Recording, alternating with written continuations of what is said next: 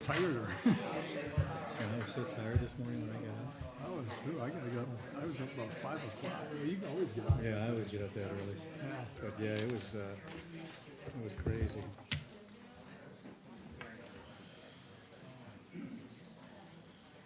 All right, who we got? Is Fernando here? Yeah, I haven't seen him. I don't know where he is. Does he know we have a meeting? Yeah, he's on the committee, so Yeah, it should be here. here you go. Eat some cookies? No, I don't need anyone. Oh, you brought those? Yeah. Oh my God. You know, there's Chinese people too. Huh? They brought some Chinese food in. Did they? Did you eat? No, I ate at home. Okay,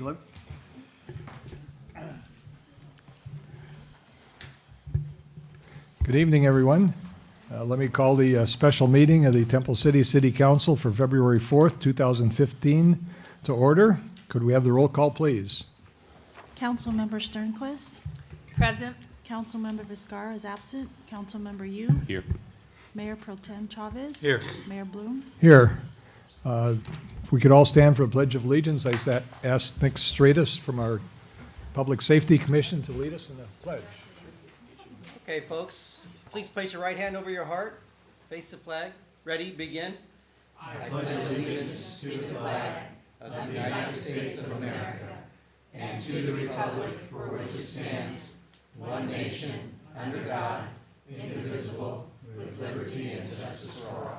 Thank you. Please be seated. Okay, item 4 on the agenda is public comments on items not listed on the agenda. The council will now hear public comments for items not on the agenda. The procedure to address the council is highlighted on the first page of the agenda. If you'd like to speak, please turn in one of the requests. I have a request here from Robert Starnicott.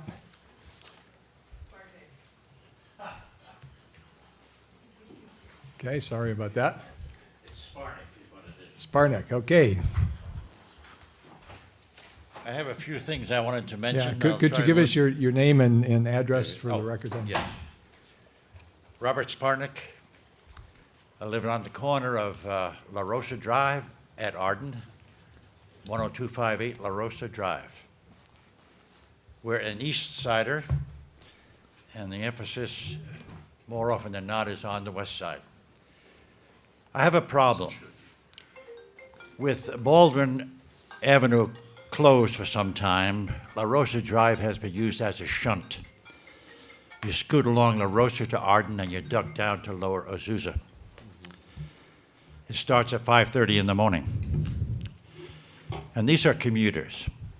But beyond the commuters, we have driver training all day long. And there are several businesses that do acknowledge their driver training, but there are probably 2 or 3 who have no markings whatsoever. But they'll pass by 4, 5, 6 times a day. I have a atlas here from 1944, Los Angeles County.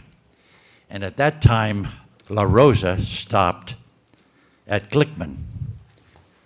Beyond Glickman East was the frontier.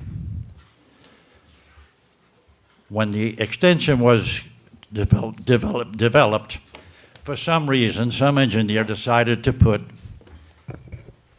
a curve in front of our house, and the road curves. It's worth your life. We don't have sidewalks there. If you're anywhere near the curb, it's worth your life as a car comes by because they hug the curve to the point where the curb shivers. I'd like to have a white safety line demarcation painted on the road, similar to a bicycle lane. Also, what we need to consider in the city is an evacuation plan. Last September, October, we had an incident at Lower Azusa at Arden, where you had Arcadia in pursuit and there was an accident. From 10:30 in the morning till 6:30 at night, traffic was shunted up Glickman to La Rosa, down to Arden, non-stop. You had 18-wheelers, you had county buses, you had cars, you had no space in between them. And it was only at my request that we got someone there to intercede at Arden to direct traffic. In an evacuation plan, I would think with our demarked main roads clearly marked in Temple City, we could have designated roads as alternatives to get people out of here. These people got up to Arden and didn't know where to go. They were shunted to nowhere. 10:30 to 6:30 at night. I'd appreciate some consideration. Thank you. Okay, one comment on the opening of Baldwin. I know that road's very close to being open. That's wonderful. Yes, yes. 1 week, I was at the official ribbon cutting or whatever it was, and they're doing some cleanup to get it ready to go. So that should be ready within a week, he said. So, Yes, yeah, wonderful. so that should hopefully alleviate a fair number of To the some issues that you're extent it dealing with. would, yes. Okay, thank you very much. We'll have staff look into those issues. Okay. All right, anyone else care to speak under the public comments? Okay, if not, I'll close public comments. Okay, item 5 is new business. The purpose of tonight's meeting is a review of the Las Tunas Drive Safety Enhancement and Beautification Project. And I believe we'll have a staff report, and this special meeting's all about this. Thank you, Mayor. Thank you, Mayor Bloom and members of the council. I will give a little bit of an introduction of it tonight and kind of a breakdown of what you as the council can expect from a presentation standpoint, some of the timing that we can talk about. So the presentation overall is going to take roughly, there's a lot to go over, and I'll talk about some of the elements that we'll be going over tonight. It's going to take about 45 minutes, the bulk of which we're going to talk with Greg Tung and Jason Melcher, and I'll introduce them in just a moment. First, thank you to the Standing Committee and Councilmember Vizcarra and Councilmember Yu for their dogged determination, but also a lot of time and effort by both of them to get to this place. And I will thank staff and the rest of the members of the team in just a moment. So tonight's meeting really is about a check-in related to this project. And we have not gone out to bid. We have not done anything other than developed concepts and ideas about what Las Tunas could be from both a pedestrian standpoint, a traffic standpoint, and the underlying element of that is what does that do from an economic development standpoint. And the Standing Committee will talk a little bit about that today as well. What we're examining again is the understanding of the project, the various concepts that came. The presentation is going to be broken down into 5 components tonight. One is an introduction of the project by Community Development Director Forbes. Then a lot of the bulk of the staff component will be a blast from the past. Greg Tung from Tung & Associates here, who is the concept design consultant, who will remind you as the council of the options that you reviewed, what option got funded through the MTA call for projects, what that means, and walk you through that. The other element of tonight's presentation will be by Jason Melcher, who is our traffic consultant, independent traffic consultant, who took a look at and provided some preliminary baseline traffic analysis related to this project. You know, traffic analysis is, there's a science to that, but it is baseline information.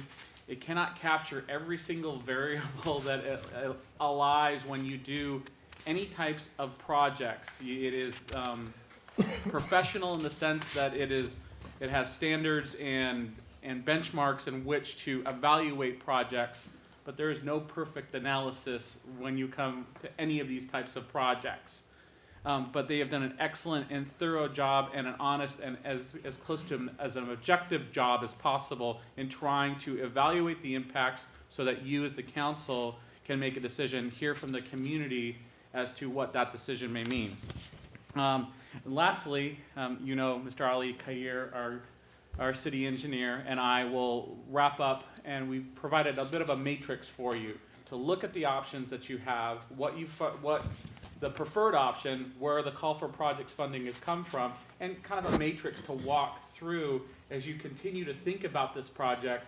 And at the end of the day, kind of give us some level of direction about what elements of the project make some sense for you, what areas you'd like us to possibly study some more or look at, and give us a range so that we're either reaffirming our understanding of the project, or where we may be altering some of the parameters in which you as the council is directing staff to do that. And then lastly will be a presentation by the standing committee. You've received a document prior looking at what streetscape improvements do to a downtown and what are some of the prerequisite elements, and I won't steal the thunder of that presentation, a very thorough one going through. You had one document, documents available. The presentation tonight is an abbreviated version of that to make sure that we can all, absorb as much as we can within a reasonable amount of time tonight. So with that, thank you, and let me introduce the team that's here on the staffing side. Obviously, our Community Development Director, Michael Forbes, here. And as I noted earlier, our City Engineer, Ali Khair from TransTech, who provides the services to the city as the city's city engineer and the requisite component of some regulatory aspects of signing off on plans and documents and those kind of things to make sure we're doing everything proper from an engineering and traffic engineering standpoint. Greg Tung, who has worked with the community in the past, and we've come back with, we thought it was very important to have some continuity from what the plans were as they were presented, what you discussed, and having him come back and kind of remind the council what those things were, what some of the ideas and goals behind those concepts are, and walk you through that. And lastly, again, Jason Melcher, who is our traffic impact study consultant, who took a look and worked through that. So with that, I will hand it over to Mr. Forbes to give an overview of the project. Thank you. Good evening, Mr. Mayor and Council. I'm going to be giving a brief overview of the history, how we got to where we are now, and then a brief overview of the project itself. And everything that I'm discussing is going to be presented to you in much further detail later in the presentation, so I'll be brief. In 2012, the city hired the firm of Friedman, Tung, and Sasaki, or FTS. And as Mr. Cook indicated, we have Mr. Tung here with us this evening. They were retained to help the city develop various options for potential enhancements to the Las Tunas Drive corridor. In late 2012, there was a public outreach process. There were 2 community meetings to assist FTS in coming up with the options that they ultimately came up with. And then the options were presented to the council in December of 2012. So there were 3 options, which Mr. Tung is going to go into much more detail on, but just briefly, the 3 options that were presented by FTS. One was 4 lanes of traffic through the downtown core area, meaning 1 lane of traffic in one direction, 2 lanes in another direction, and 1 center lane, and with a combination of angled and parallel parking in the downtown core area. The second option was 4 lanes of traffic, again, 2 in one direction, 1 in another direction, but with the use of parallel parking. And then option 3 was 3 lanes of traffic, 1 in each direction through the downtown core, and the use of angled parking in the downtown core area. The downtown core is where each of the 3 options had the greatest number of differences. The improvements proposed in other areas to the east and west of the downtown core were very similar. But the downtown core is where those differences were focused, and Greg can get into that further. Yeah, could you just remind everybody what the downtown core is? Yes, we'll have a map shortly, but it's basically the area from City Hall and several blocks west of City Hall. But Cloverleaf to Golden West, I believe. Thank you. Cloverleaf to Golden West. Yes, Cloverleaf, Golden West, thank you. So the city council had a meeting on December 27th of 2012 at which these three options were presented along with the input that was received from the public at the community meetings. And ultimately, the city council at that time selected option 3 as what was called at that time the preferred concept to move forward with. So based on that concept, the city council gave direction to Avant-Garde, who is our funding consulting firm, to move forward with a grant application to the 2013 Metro Call for Projects to seek grant funds for this project. Based on our applications, we were successful in getting grant money, and the grant amounts are summarized on the screen now. We received a total of about $6.9 million in grant funding from Metro, and that was divided into 3 separate program areas: bicycle improvements, pedestrian improvements, and transportation enhancement activities, adding up to a total of 6.9. It's important to note, and Ali, Mr. Khair is going to go into detail about this later on. It's important to note that the total project cost for option 3 was estimated to be about $20 million, and that was in 2012, so it would probably be a little bit higher now. So we received $6.9 million in grant money from Metro, and the balance of that, up to the $20 million, was the city's responsibility to come up with that from a variety of different sources that were identified at that time. The couple of things to note: number one is the cost to the city in addition to the grant money, and then it's also important to note that depending on what project the council ultimately decides to go forward with, be it option 3 or be it some variation or a different option, we will need to go back to Metro to have discussion about the grant money that was awarded at that time to see if the money can still be applied to the project or what amount of the money can be applied to the project, because that $6.9 million was given to us based on the design of option 3. So if there are changes to that, that would likely affect the amount of the grant funding, and we would need to go back to Metro and have that discussion. Would that always be a lower figure in your mind, or could it go higher? It would not go higher. Okay. It could potentially stay the same, but we were allocated the fixed amount of money out of the 2013 call. So the question would be, would we still get all of that money, or if there was some change to the project, would we, like potentially, for example, we're not recommending this, but just for example, if the bike lanes were removed from the project, Right. the bicycle improvement, the $2.7 million would probably go away because we would have no Sure. bicycle component, as an example. Thank you.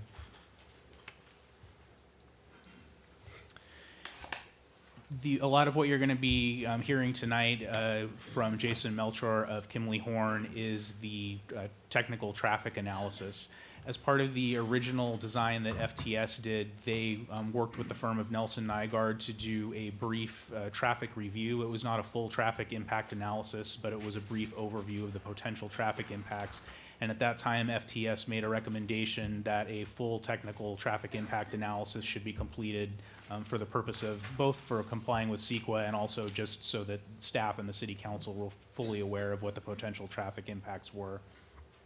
Based on the direction provided by the Las Tunas Standing Committee in March of 2014, the city retained Kimley Horn and Associates to prepare the traffic impact analysis, which was then worked on throughout much of 2014.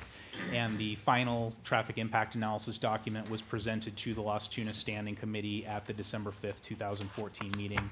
And there's been the Standing Committee has considered that at a couple of meetings and had a lot of discussion about that. And then ultimately recommended that that be brought forward to the full council for consideration and discussion. Are we gonna get a summary of that whole analysis tonight? Yes. Okay, Mr. Melcher from Kimley Horn will be providing a Perfect. detailed summary of that. thank you. Yeah, I was going to say, just for everybody's information, the standing committee was Councilmember Yu and Councilmember Viscara were the two that were working on this with Yes. staff. Okay. Yeah, if I could just add a little bit to that first. In 2012, there was an ad hoc committee for this project as well that was consisted of then Mayor Sternquist and myself. So that concludes my overview and introduction, and with that, I will hand it off to Mr. Greg Tung from FTS. Thank you. Excuse me. And thank you for having me here. I'll try to be brief since there's a lot of material to cover. As you may recall, oh, thanks so much. We had the three options that we developed over the course of 2 workshops with the community and also 1 session with the business community sponsored by the Chamber of Commerce. And we had as our starting point the adopted bicycle master plan, which talked about adding the bike lanes to Las Tunas as an important feature, and then also the downtown parking study, which looked at its various iterations of how potentially additional parking could be added to downtown to help businesses there. So these were all incorporated and brought forward into these eventual design concepts that were developed. One of the key aspects that made for these lane reductions that were common to them all is that the portions just to either the west and the east of the downtown core from Cloverleaf to Golden West have a 70-foot curb-to-curb dimension as opposed to 76, which is in the downtown core. And we can fit the 5 lanes that we have now, make them narrower and squeeze in bike lanes and keep the parking exactly. But when it's 70 feet, that's 6 feet shy, basically. So in order to put bike lanes alone into those sections, you would actually have to demolish curb and reset drains and do all that kind of stuff. So when we took that into account, and we wanted to accommodate, the bike aspect, the pedestrian improvements and safety, and the downtown revitalization aspect, that led to all of these different iterations of various lane reductions. I'll try to be quick about this. Another feature is that looking at those lane reductions, we focused on trying to make the lanes more efficient in terms of making the vehicles per hour higher than what might normally be the case. And because we have bulb outs that reduce the crossing distances and you don't take as long to cross, that big distance, you can have more green time. So that can take your standard, say, 950 cars per hour in terms of a typical lane with, red light cycles, and maybe boost it up to maybe 1,200 or something like that. So that was a feature in our thinking. So, Anyway, so just for everybody's knowledge, green times means is there's more green lights going east and west, so therefore you're moving a greater volume of cars through. right, the green Okay. light is on longer than the red light in a Right. sense, So in option 1, which is in these set of drawings, and I apologize that you can't see in great detail, we have 4 different segments of roadway, of which the right-of-ways are different and the curb-to-curb distances that are existing are different. And so we have different treatments. Also, we have different places and businesses going on in each one. So we have the Western Gateway, which is the blocks on either side of Rosemead, what we call the Midtown segment in between, the downtown core from Cloverleaf to Golden West, and then the Eastern Gateway, which is Golden West to the city border, which is sort of halfway. The last block is sort of a half block. And so the option has 4 lanes of traffic, which is actually 3 travel lanes, 2 in the eastbound direction, 1 in the westbound, and then a center shared turn lane. So we have various iterations of where we always have bulb outs.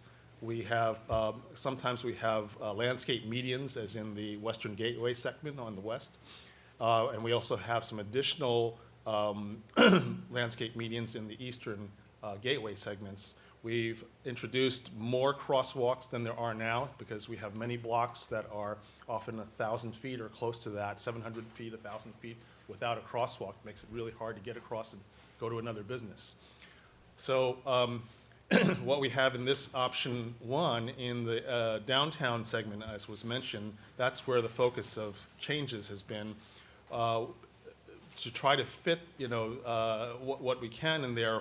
We've got angle parking on the south side of the street in what we call a flexible zone format, where we move the trees in between the parked cars, and then that helps move the line of trees out into the road and makes it feel a little narrower and makes the sidewalk feel a little wider.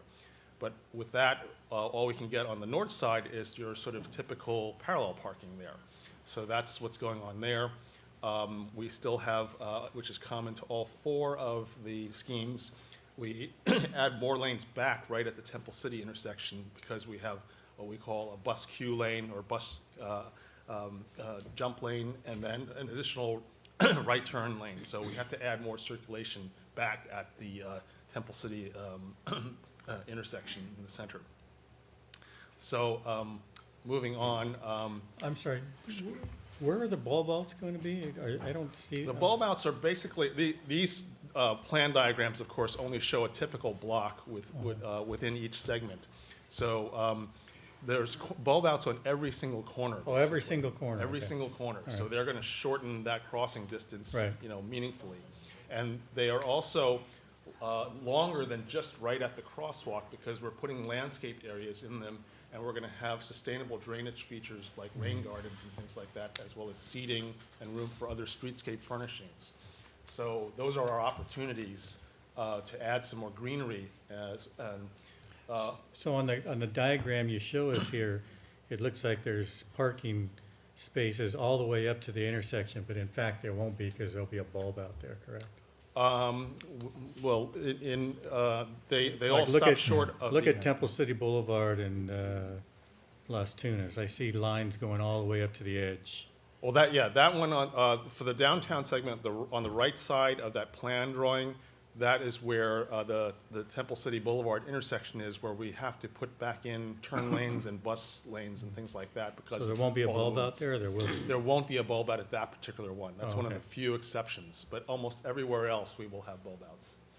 Are there any other exceptions besides Temple City Boulevard that you're aware of? Well, the Rosemead intersection is built, and we're not Right, changing that's that. already done. So that's pretty much it, I think. Okay. There are, let's see, in the far to the right, in the eastern gateway, there may be one or two locations where, because we're transitioning back to the existing road, we don't have a bulb out in the very last block. But I would say in almost like, 95% of all of them have bulb outs. Thank you. So I'm sorry that we have to go so quickly over this, but we're a little bit pressed for time. In terms of option 2, it's got a similar traffic pattern in terms of, again, the 4 lanes of traffic, which is really 3 travel lanes and a shared center turn lane. And again, with the 2 lanes in the eastbound direction and the 1 lane in the westbound, because that's the predominant traffic flow. The treatments of the western gateway section and the midtown section and the eastern gateway sections are pretty similar. The difference is in the downtown core, where instead of an asymmetric arrangement with angle parking on the south side and parallel parking on the north side, we've kind of made them equal. What we have there is a parallel parking flexible zone with, it's a little wider than an 8-foot parking lane in order to be able to have 2 rows of tables if we want to have cafe seating in them. I should emphasize that of the 3 options, this one has the least number of additional parking spaces, and actually I think there's a net loss really in comparison to the existing. Option 3 has the greatest net gain. So there are trade-offs in every single one of these options in terms of, traffic aspects, parking aspects, and so forth. And that's the problem, is that, in an existing street, every square inch is already used for something. So generally, when you take something out, put something in, you have to take something out, so there are lots of trade-offs. But in each case, another thing we want to emphasize is that the streetscape is installing new street trees throughout. The existing trees, the very tall existing trees are going to have to be taken down and replaced with even more trees because they're right now, very tall. They provide actually very little shade because they've been so limbed up. And their roots are, crowding the pavement as they are. So all of the concepts here propose a net increase in the amount of street trees in order to provide a lot more shade because it's, it's very hot out there. There are 4 different types of trees that we have. We have a standard kind of canopy shade tree all throughout the streetscape. It will be kind of similar to what we've got going on Rosemead now, either a London plane or a Chinese elm, something of that nature in terms of a shade tree. It's not cast in stone yet.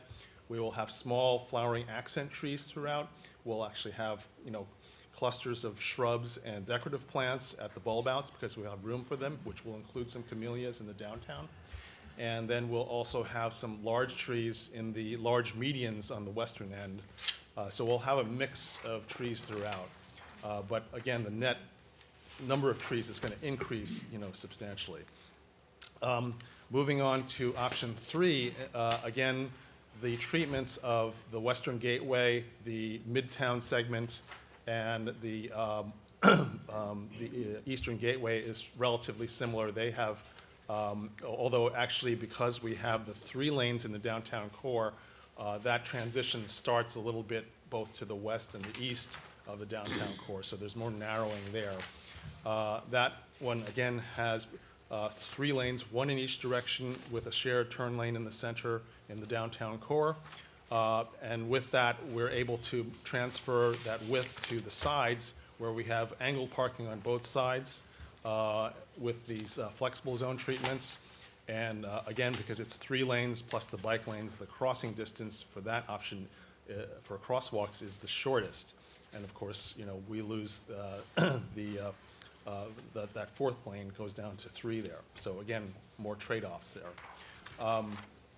In this case, because whenever we have angled parking, we have a bike lane, you know, there. And generally, bike lanes and conventional head-in angled parking are a pretty lethal mix in terms of, you know, causing accidents. Because when you have people backing out of conventional head-in angle parking into traffic, if you have an oncoming bike, that driver just can't see that bike coming, and you're going to get accidents like that.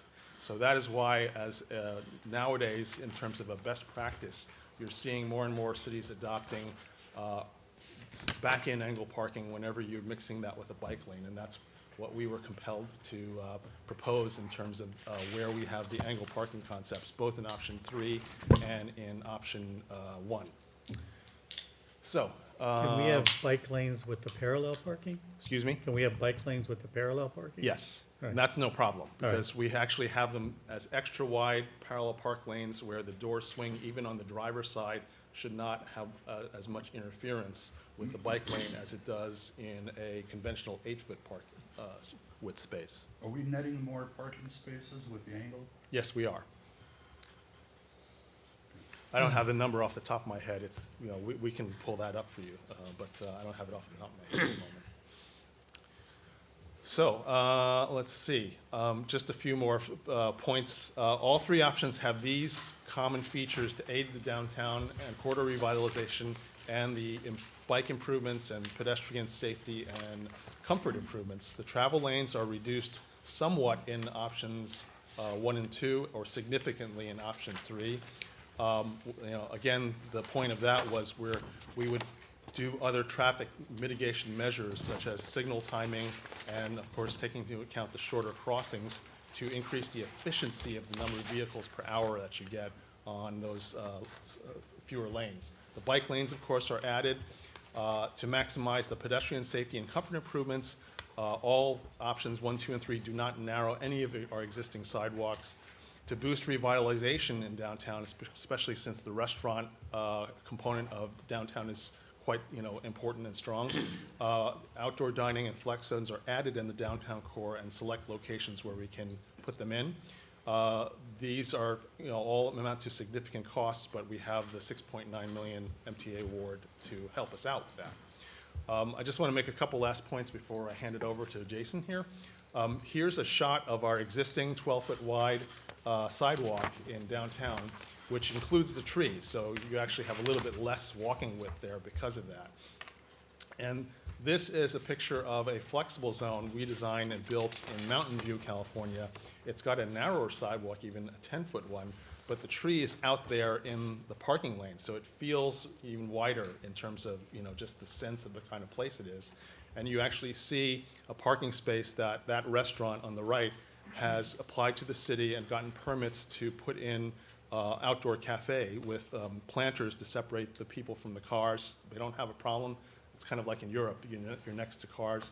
And just beyond, you can see there are just the regular parked cars. So it's flexible in that sense. It's only, you know, the city can decide how many they should allow and so forth over time.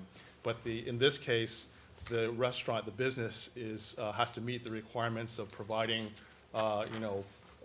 good furniture and cloth napkins, nothing that will blow away, no, plastic furniture from, the discount store, that kind of thing. This is in downtown Livermore, where you have a 14-foot sidewalk and a diagonal park flex zone, where again, this has 2 rows of trees, which is actually what we're proposing to do here in option 3, where we provide lots of shade because Livermore's got a hot climate just like it is here in the summer. And then, but that shows conventional head-in angle parking because they do not have bike lanes in their main street. They've only got a 2-lane main street there, and they've got bike routes outside of the main street. So that was the decision at that time. So that's just to kind of show you a comparison in terms of the look and feel. And then just looking briefly at just, again, the look and feel aspect of the crosswalk. Here's our existing crosswalk, which is not just 5 lanes, but the parking lanes. So you've got, 76 feet of crossing to do. Even in Mountain View originally, we had 4 lanes of traffic with a crosswalk there. This was a mid-block. And just to show the change, this is what it is today, where it's down to 3 lanes here. And, it makes a difference in terms of creating a kind of park once retail and restaurant destination where people can see something across the street and feel like I can go there and look at that and patronize that business. So that's, again, all of these things are not just traffic and safety, they're also about economic development and community placemaking and so forth. So with that, I'll turn it over to Jason. Thank you. So I'm going to talk about the corridor and the 3 options that Greg had talked about from a traffic operations standpoint. Again, we have the same 3 options.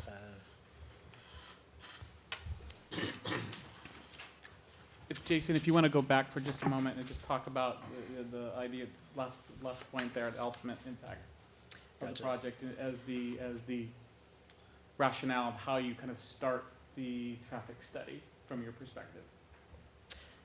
So we looked at all the different options, 1, 2, and 3, and since the 3rd option is the preferred alternative, we focused our analysis and the impacts associated with option 3, and I'll walk you through it in the next several slides. So our baseline existing conditions, we collected traffic counts last May before school was out.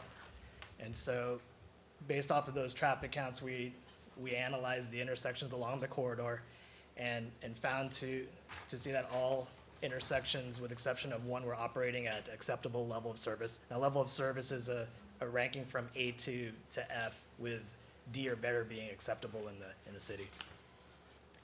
We have 1 intersection which is operating deficiently, and that's Muscatel at the beginning of the corridor in the AM peak, and that's mainly because we've got turning movements coming from the south from the schools in the morning, as well as all the left turn movements are permissive, meaning that you have to wait for gaps in traffic to make that turn movement, so that adds to the delay, and so that's a pre-existing condition. One of the roadway segments in the corridor, Las Tunas from Alessandro to Oak, is currently operating at a level of service from a roadway segment standpoint. One of the other intersections I wanted to highlight is Garibaldi and Baldwin, which is not shown on this map right here, but it's just north of Las Tunas and Baldwin. That's currently operating at LOSF, but that's because it's an unsignalized intersection for those people on Garibaldi waiting to turn onto Baldwin to get into the traffic there. Yeah, we've just signalized that as part of the Rosemead project, so This is Garibaldi at Baldwin. Baldwin. Garibaldi at Baldwin, I'm sorry. Signalized Rosemead in Garibaldi. I was at the wrong end of the segment here. Okay, sorry about that. Yeah, but Garibaldi there does that go across into Arcadia? It jogs. I thought you could only turn right at Garibaldi onto Baldwin. Or I guess you can You turn can left go- also. you can go but you through, can't, I don't But think it goes you'd have to through. cross 6 lanes of traffic, I believe. But that's Arcadia though, isn't it? Yeah, you get into Arcadia there, right at Baldwin's the boundary. So then we took a look at the options. 1 and 2 are very similar from a traffic analysis standpoint because along Las Tunas, both options have 2 lanes eastbound and 1 lane westbound. And so from a traffic standpoint, they produce the same results. So in looking at options 1 and 2, Now you're starting to see some deficiencies in some of the intersections, and over at Golden West, Temple City, and Encinita, those are beginning to operate at deficient levels of service. And then from a roadway segment standpoint, now we're seeing between Hart Avenue and Kaufman from roadway capacity that's operating deficiently as well. I'm sorry, what do you mean operate deficiently? What does that mean So in layman's terms? in layman's terms, so those are calculated in terms of volume over capacity. And so taking the daily volumes of the corridor divided by the capacity set forth by the city's general plan circulation element, there's certain capacities that are associated with certain certain arterials in the city. And so when you take that volume divided by the capacity of the street, so in the existing condition, we have 2 lanes in each direction. And so that's approximately a 30,000 volume capacity of traffic on a daily basis. So once you get down to these other options, now we're reducing a lane, and so the capacity isn't as available when you're doing that So in calculation. layman's terms, we have a traffic jam. Let me clarify, and- also too, If that was layman's terms, Now- I was just as confused or more. if I can clarify just a little bit, that what it provides for us from an engineering standpoint and what it provides for us from a kind of real world standpoint is what the traffic engineering analysis is doing is looking at worst peak times as sort of a baseline component. And so that will not be the condition at all hours, at all times at those intersections. Environmental studies, and Michael and Ali can speak to this a little bit more also, if Ali can kind of speak to a little bit of the engineering component of that too, so to maybe provide some clarification there. Ali, if you want to kind of provide some of that. For example, if the roadway has a capacity of 40,000 vehicles a day, and that means if the existing number of vehicles are 30,000, so 30,000 divided by 40,000 is the current level of service of that roadway. Very simple, straightforward calculation. If you have 40,000 vehicles traveling on a road that has a capacity of 40,000 vehicles, so that means you're at capacity. Now, at that point, we call it deficient because you reach the capacity. It doesn't mean that you can have 50,000 cars travel on that. So you're exceeding capacity.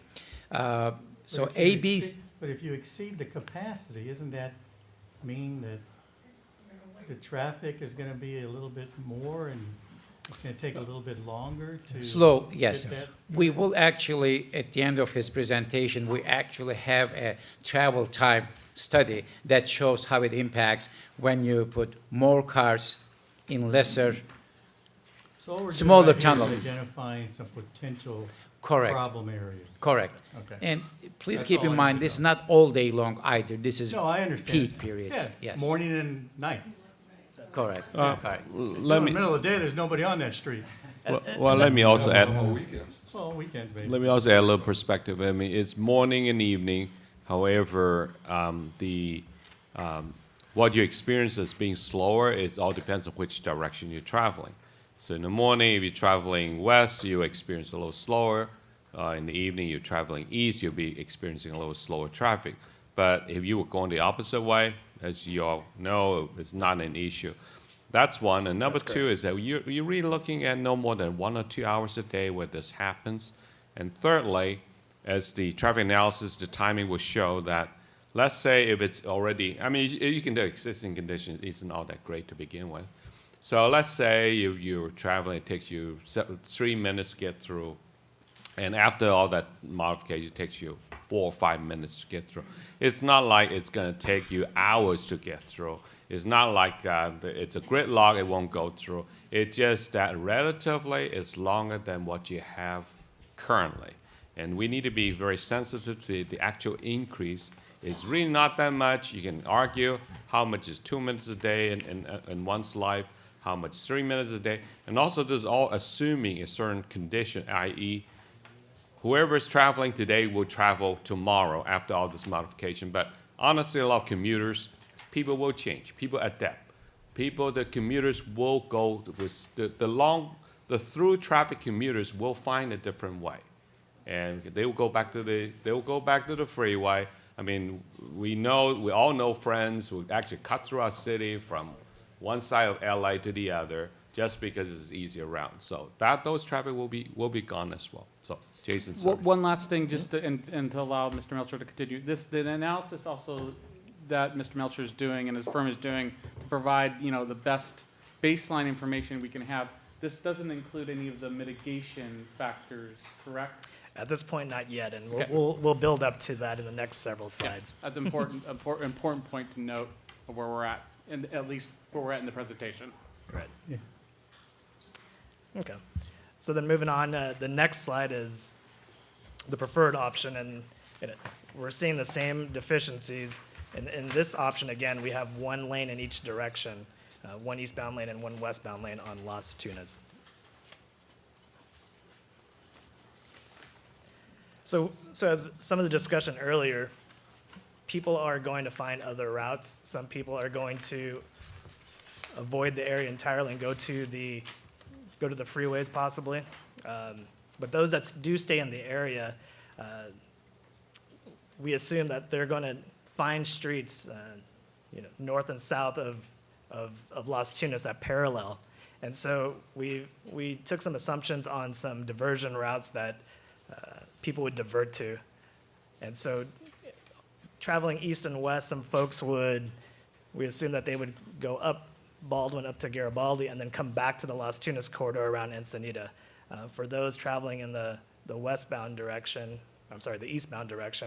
would come down to Live Oak, since Live Oak meets back up with Las Tunas further east of Temple City.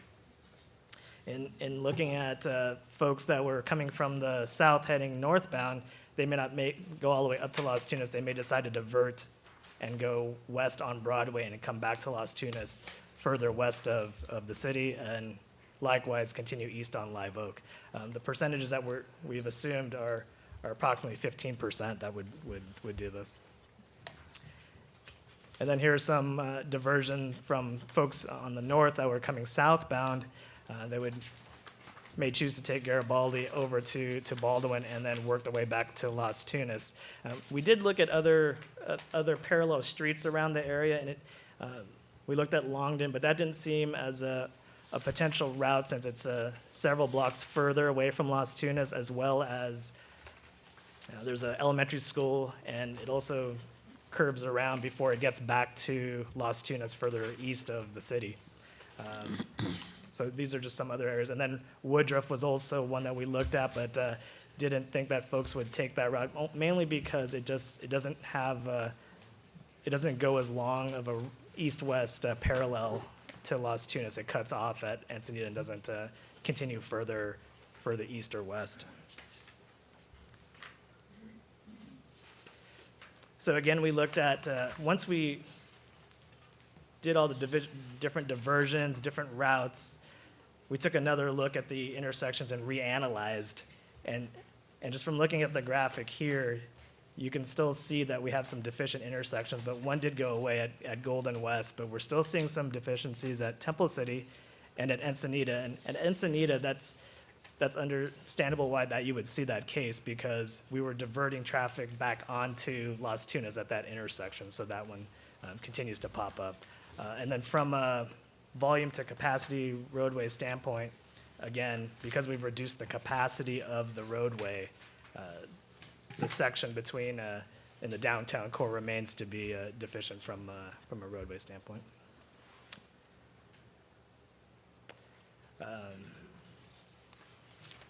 The project also gets into parking, which Greg had talked about earlier, and one of the features of it is back and angled parking.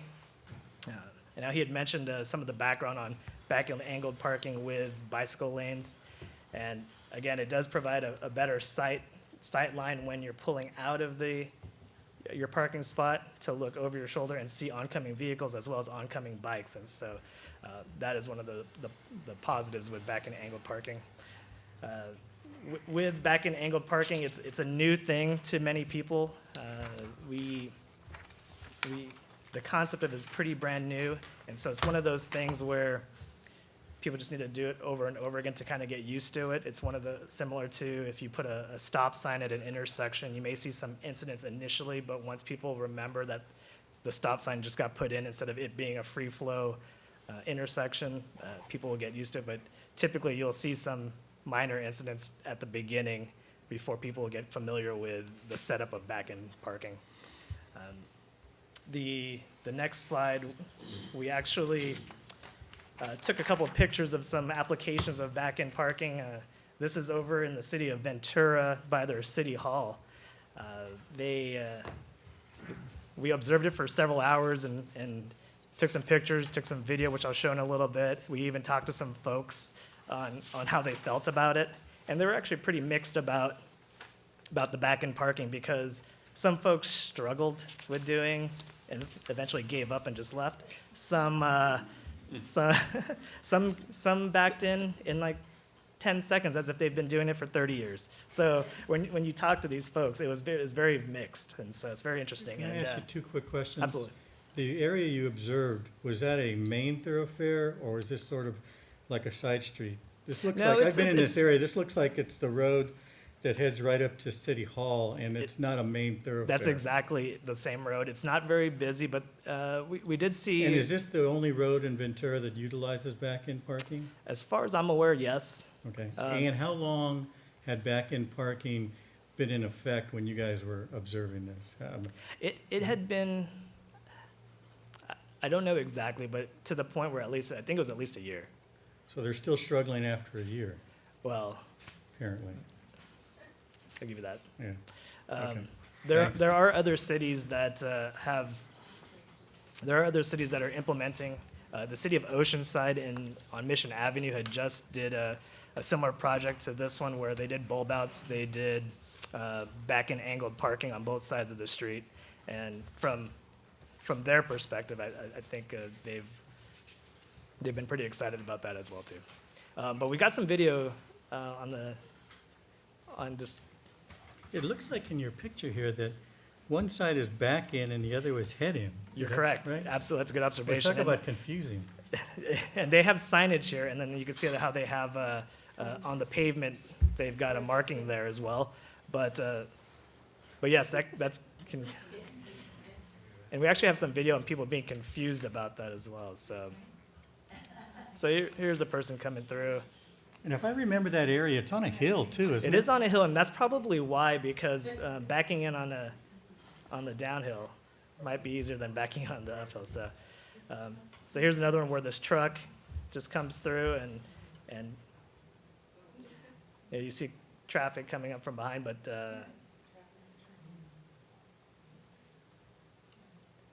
for a large vehicle, they turn in pretty easily, and that wasn't an issue there.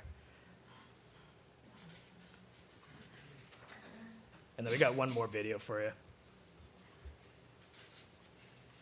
Now this person decided to cut through the empty spots to line up with the parking space. Here's a dually, that makes it a little tough. Apologize for the Who's video. the cameraman here? I tried to be a little discreet about it. No. Oh. But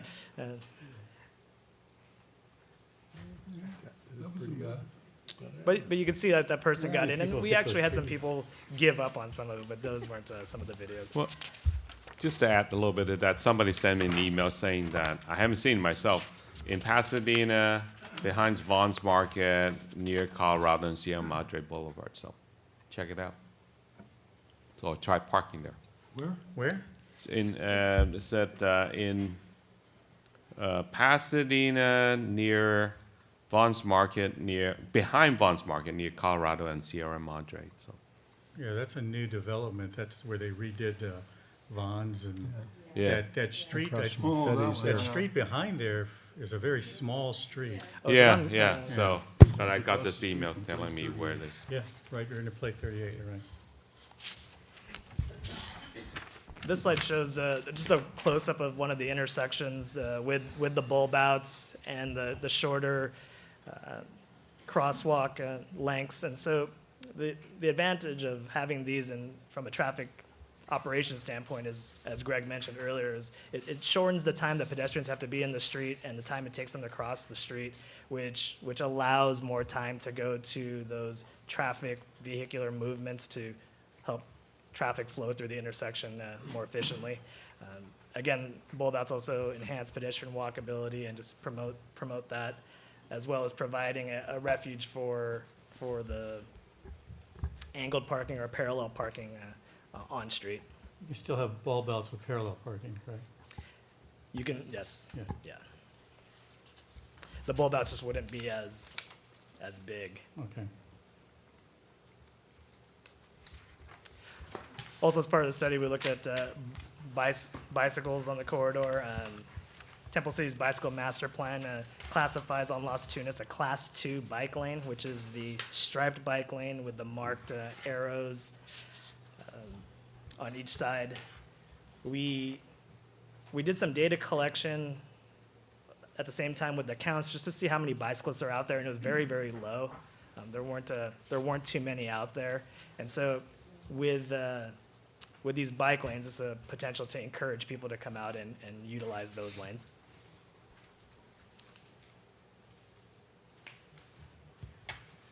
Now, some of the, in looking at the corridor as a whole, we mentioned signal timing and signal coordination and the lessening the pedestrian crossing times because of the bulb outs.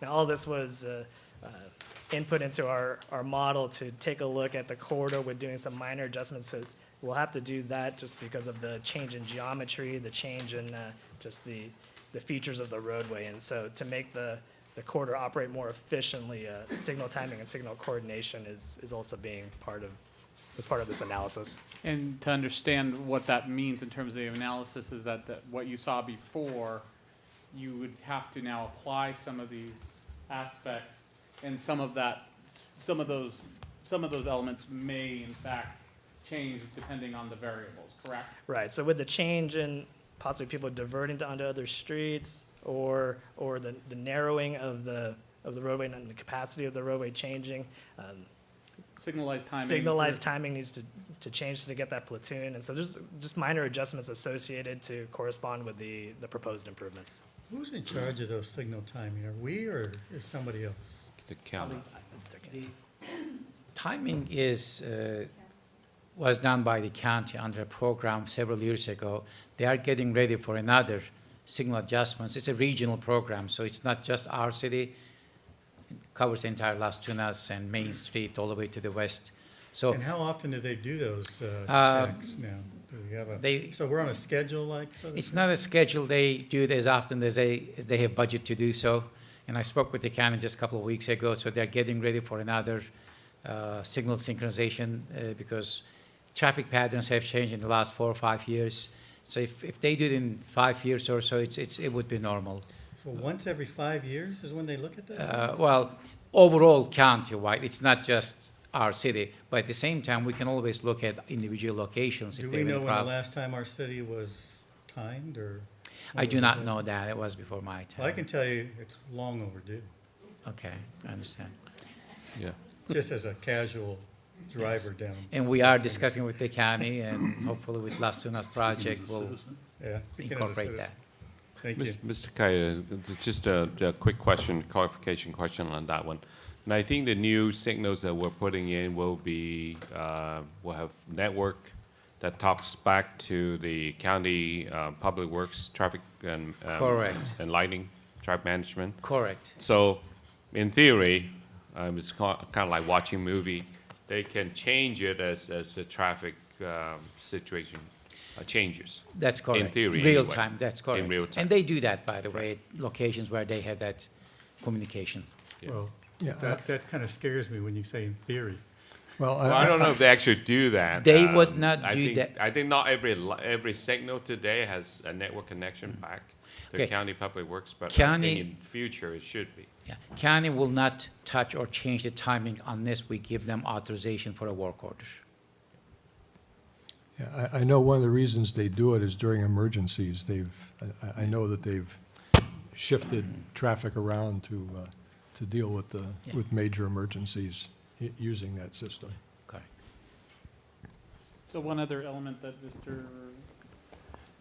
Jason needs to go over is, and they kind of Yeah. explain again the caveats related to the time data comparison also too, please. Thank you. So I know we've talked about level of service and all the different exhibits, but here's some travel time data comparison. And so what we're looking at here is starting from the beginning of the corridor at Muscatel and ending at the corridor at Baldwin, and timing how long it takes to get from one end to the other end.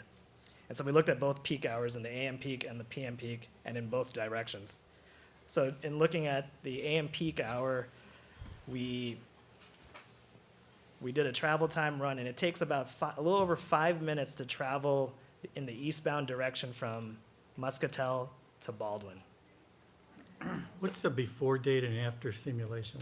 So before we what we date? did several just driving the corridor, going at speed limit, just starting at the light, and then when it turns green, you go and you start your watch, and you just drive. Actually, it's existing, before date, meaning it's existing what's happening today. Today. Okay. So before date. Yeah. After simulation is you'll see a video, what might happen with the improved conditions, and that's the time shown. It's an simulated or assumed based on. So before date means what's going on Today, now. yes. After simulation means what would go on after we make some proposed Correct. changes. That's correct. Thank you. Okay. Sure. Thank you. Yeah, thank you. Yeah, so before date happening today. Absolutely. So about a little over 5 minutes going in the eastbound direction in the AM peak. And so you can see the average speed it would take you, and that includes stopping at intersections. And then once once option 3 is in place and we did some signal coordination, you can see the time of it still goes up. Again, now, and this is a 1 lane in each direction, so now the time goes up to almost 7.5 minutes. So it's about 2 minutes longer in the AM peak to travel the corridor once these improvements are in place. And these numbers apply to all three options, or, Just the third option. just the third This is option? the Well, third the option. reason why we pick third options is that's worst case. So had you gone with, Well, that's our preferred, but. right. I But don't know worst if it's case in terms of I don't know if it's traffic my time. It's preferred also the- anymore, Right, but, right. But I'm when the reason why that we Yeah, picked you an just pick option. one, Because right. And it's also the you know, worst had case. it been like really now you can see it's an increase of 2 minutes. Yeah. So if we go with option 1 and 2, it'll be less than 2 minutes. Yeah, that That's what third we're option saying. is the one that goes down to 1 lane in each Yeah, direction. yeah, that's right.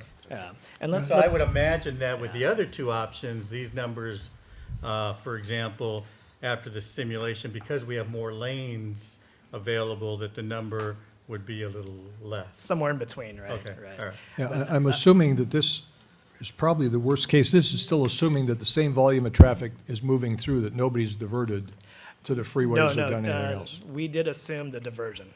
Okay, in this, this, okay. This So assumes the these numbers diversion. take into account the diversion? Takes into account the Okay. diversion as well as some signal timing coordination. Okay. One thing to point out in the AM peak hour in the westbound direction, again, the westbound direction chokes down from 2 lanes to 1 lane, and so you can see the difference in travel time there. Now, this is going from Baldwin to Muscatel, so currently it takes about 5.5 minutes to travel the corridor. With the westbound direction coming down to 1 lane, you can see that it almost doubles to 10 minutes, so. Excuse me, can you put diversion numbers, because maybe 15% can be confusing, maybe what those mean number-wise, and which peak hours, that would be like, you can explain the diversion. So in each direction in the peak hour, you've got about 1,000 cars, 1,000 to 1,200 cars going westbound in the morning. You've got about 900 to 1,100 going eastbound in the evening. And so taking 15% of that, so that's about 100 to 150 cars diverting. So your studies found that there are more cars going westbound in the morning than there are going eastbound in the evening? That's true, yes. See, as a casual observer, Yeah. you wouldn't It's really, think it's that. close, but yeah, when you look at the numbers, it's higher in the Yeah. westbound, Okay, yeah. Very close. Very close. yeah, all right. Yeah. And then we also have the numbers in the PM peak, but it's just a good, good comparison between a current state and then what it would be like with these improvements in place and on the time it would take to travel the corridor. Yeah, but again, I think we need to remember to take this into perspective. It's 3 minutes one way in the morning, 2 minutes one way in the morning, another 5 minutes in the afternoon at the peak hours of the day. So This is the you're peak talking about hours of the delay day. of no more than 2 to 7 minutes. And it could be to and, your- and we're talking about option 3, which is the That's worst right. case scenario. So. And I just, you could look at it in the sense, is it worth it for you to travel elsewhere in that same time, or is it to travel the corridor here? Likewise, too, for it to have an average speed that's lower, would be good for an area that has, you know, the bulb outs, the on-street parking, and so the slower speeds through there is something that would be more welcoming to. So we're gonna do the little show and tell component of this So presentation hopefully- right now. So here are the after simulations, and hopefully you can see it. It'll take a minute for Michael to pull that up. Sorry, I didn't. Another video? So this is Uh, the simulation. It'd be harder to see, so but go ahead, Jason. Yeah. Lights, Are you able to zoom in, Michael? Tom's been very difficult over here. I'm just blind, I can't see. No, because it's, Uh-huh. it's yeah, taking it to video. Jason, if you want to come up and just show that start No from some of kidding. the audience. Let's see. Do you have a laser? You know what it looks like? It looks like It's a little hard to see. Okay. Okay, so we have the whole corridor here from Baldwin to Muscatel. And these little ants are the cars, but you can see that they're slowly flowing, and every once in a while they'll come to a stop at one of the intersections. But the idea is to get them platooned together and flow through the intersections, so they're not stopping at every intersection, but more so they're able to flow through the corridor in an efficient fashion. And so the good thing is we're able to see just movement through and instead of gridlock. And what you don't want is them to just be stopped and then inching forward. So the idea of the coordination and the timing adjustments is to have them move efficiently through the intersections. And so this is the AM peak, and so it's hard to see, but there's more traffic trying to go westbound through this area. And this, you can see it's moving slower through here, and this is through the downtown core. But as we get further west, it starts to loosen up, and those little ants are moving a little bit faster. Was that related to because people are making right and left turns on Temple City Boulevard? That's part of it, but it's also the downtown core down to one lane in each direction. Also, one more thing to add, Temple City Boulevard is being used because of freeway closure in the last year. So once the Baldwin closure is open in a week or so, there will be hopefully lesser traffic on Temple City I would Boulevard. agree to a certain extent, but I still think Temple City Boulevard is gonna be the main thoroughfare for many people, especially in the morning and evening. I know I take Temple City Boulevard to Pasadena, so. And this shows that, by the way, there is very heavy traffic in Temple City Boulevard, correct? So this has gone through a couple cycles now. Why don't we show the PM cycle? And if there is a television screen just outside too, you can actually see it a little bit better, so we apologize. You'll be So- able to see it a little bit clearer. So in the PM peak, again, the heavy traffic is going eastbound. And so it's a little difficult to see here, but that's where the heavy movement in this area is going eastbound. Why don't we let that one run for a little bit? There's a couple members of the audience that are looking at that. And you'll see, this is Temple City Boulevard right here. It's,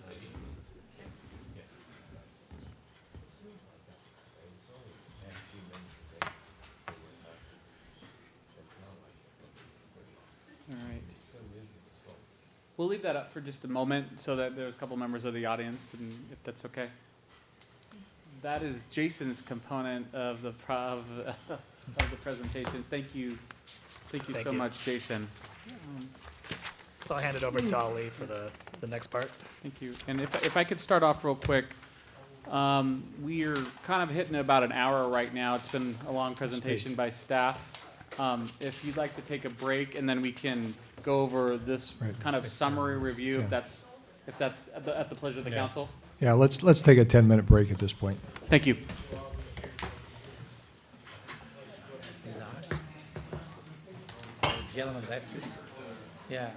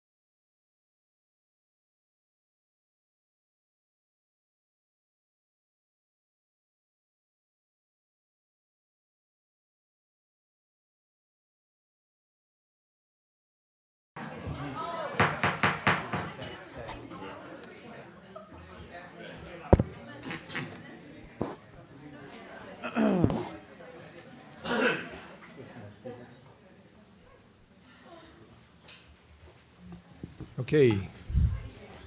Let's get the gathering of the players here. I appreciate everybody hanging in. This is obviously a heavy issue to go through, lots of issues here, and, you know, bear with us.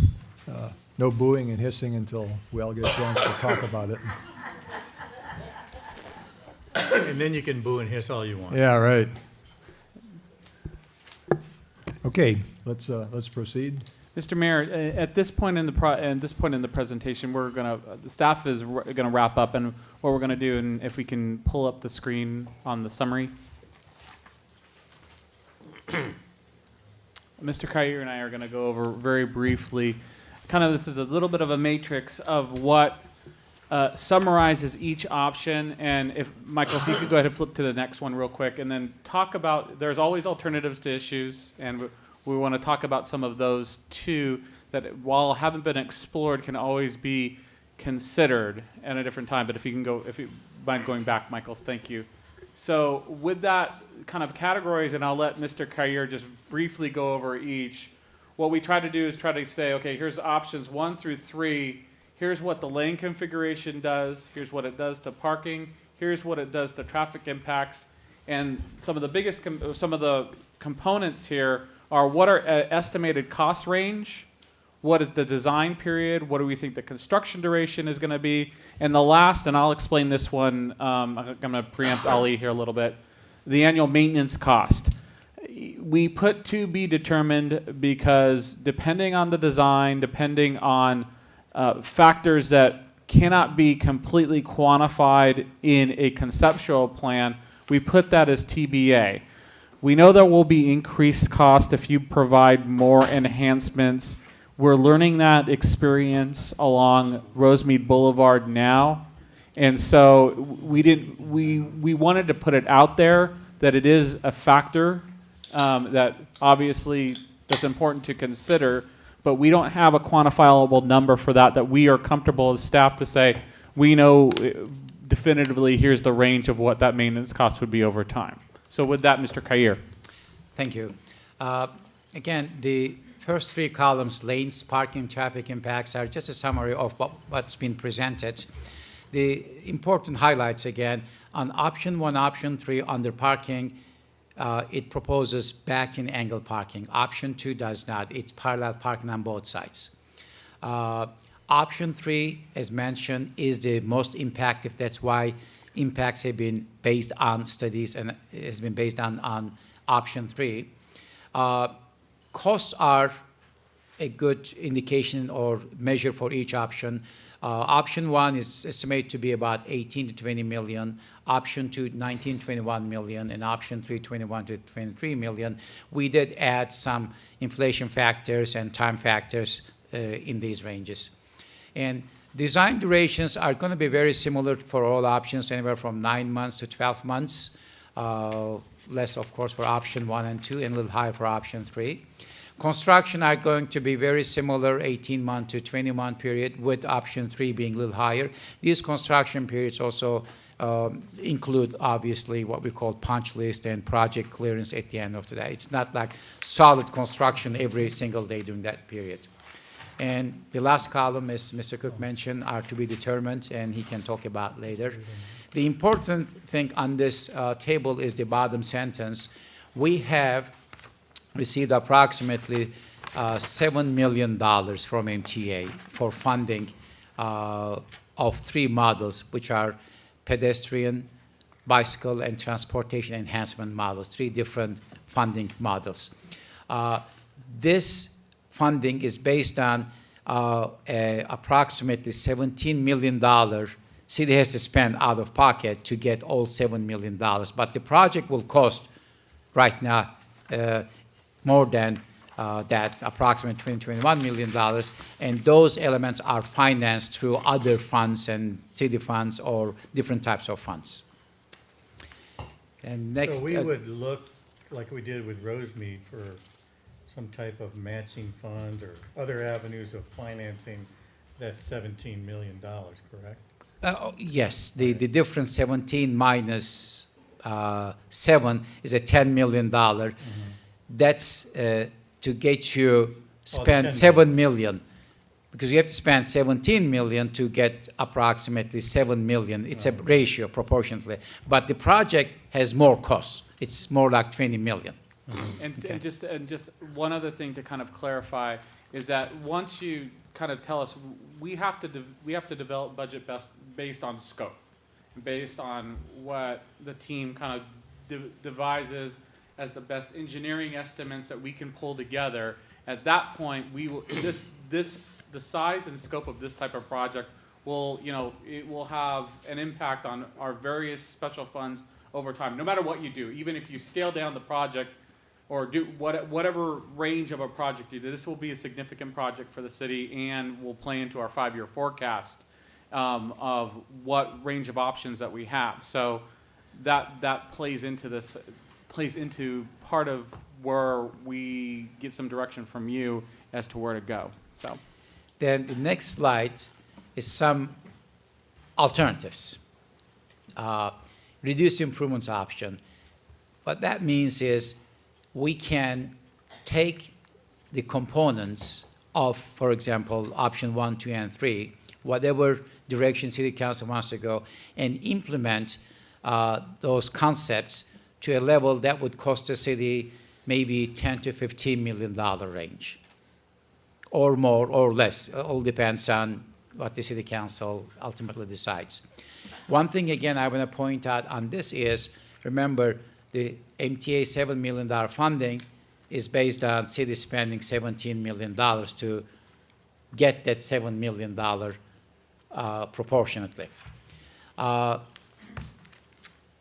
If we combine those various options and aspects of the concept designs, then we would go back to MTA and present, look, we're doing all these pedestrian, sidewalk, and transportation enhancement activities and try to maintain the funding to the extent possible.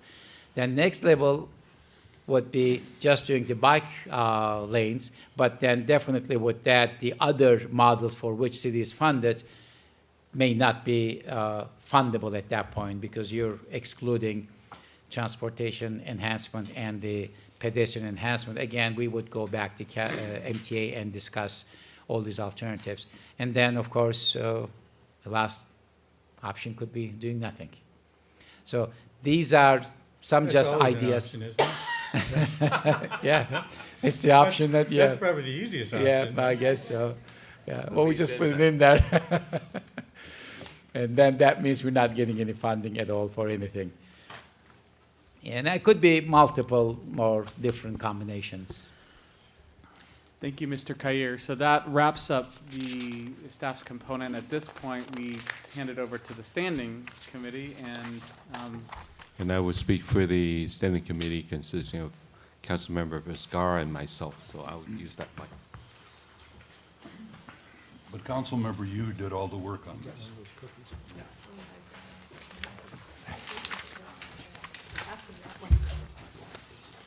Oh, okay. And then that- okay. Before we got ourselves lost in lane width, 70 feet, 76 feet, travel time, level of service, all that engineering mumbo jumbo jargon. I can say that because I'm not an engineer. I think we need to remember why we're doing what we're doing here. The whole purpose of this exercise is not because we like to make life difficult and shut down lanes and make things, and turn Las Tunas Drive upside down. We're doing this is because we really want to revitalize our downtown. So the key word for all this, for tonight, for what we'll be focusing, and I think the strategic plan also that we just passed, focus on that, is that we want to revitalize our downtown. So one of the purposes that the standing committee, we have taken in a lot of engineering information. We've talked, we have Mr. Tung here, and we ask ourselves the question is, what are we trying to do here? Will streetscape improvement will help us revitalize our downtown? So the purpose of this exercise, this little presentation we're about to see, is really about what other cities do. What have they done? And in some of the cities were actually designed by Mr. Tung, and he referred to a number of examples like Mountain View and Livermore. So we went and visited a number of downtowns. But before we do that, let me just remind ourselves why downtown has declined. As we all know, in the 70s, 80s, the regional shopping centers, the shopping malls, people would start going there because it's cheaper, faster, bigger, more exciting, on more indoor malls, and we saw the decline of downtowns. And after that, 80s, 90s, the big box stores, the Best Buys, the Walmarts, they're killing the regional shopping malls. And you can see now in regional shopping malls, you see schools, you see 24-hour fitness. But obviously, since the 90s and now, where the internet's killing the big box store also, you're seeing them closing. So, but whereas there are certain activities that are essential to a downtown that would not be easily taken away by the internet, as Mr. Tung has suggested in his presentation. That is a lot of restaurants, a lot of eatery, a lot of boutique stores. I mean, in other words, we need to, not compete by offering a product with the internet. There's no way you can compete with the internet. You can always find the most variety, the cheapest in cost. We're offering an experience. And that's what we're trying to do here. That's why the focus on this little study we're looking at is focusing on the experience of shopping, the experience of retail, the experience of walking through a downtown. So, again, this is a visual survey. We look at a number of cities. As a matter of fact, we look at 31 cities, 31 flavors, just to make it sound good, I guess. It's 30 other cities plus our own Temple City. You can read that table. If you have this handout, you can see what they are. We look at 30 cities based on very subjective visual observation. A number of those cities were suggested by Mr. Tung. We look at 30 small cities to draw from other people's experience. We want to see how streetscape improvement relate to how vibrant a downtown is. We made it broad-based. We've chosen 30 cities plus ourselves 31. It's because, when you visit a city, you come at different time of day, different season, and also being a subjective impression, we want to reduce the inconsistencies by just doing a bunch of them. So that way we cover the inconsistency as due to seasonal, time of day of week fluctuations.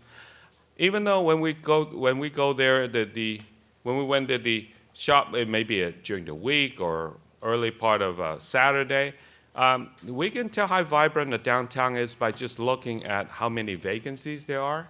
Whether the downtown has a lot of tables sitting out, even nobody's sitting there, but you can tell the restaurant is operating by just, you can tell it's not a closed down restaurant. They have tables, they have chairs out there, so it's doing well.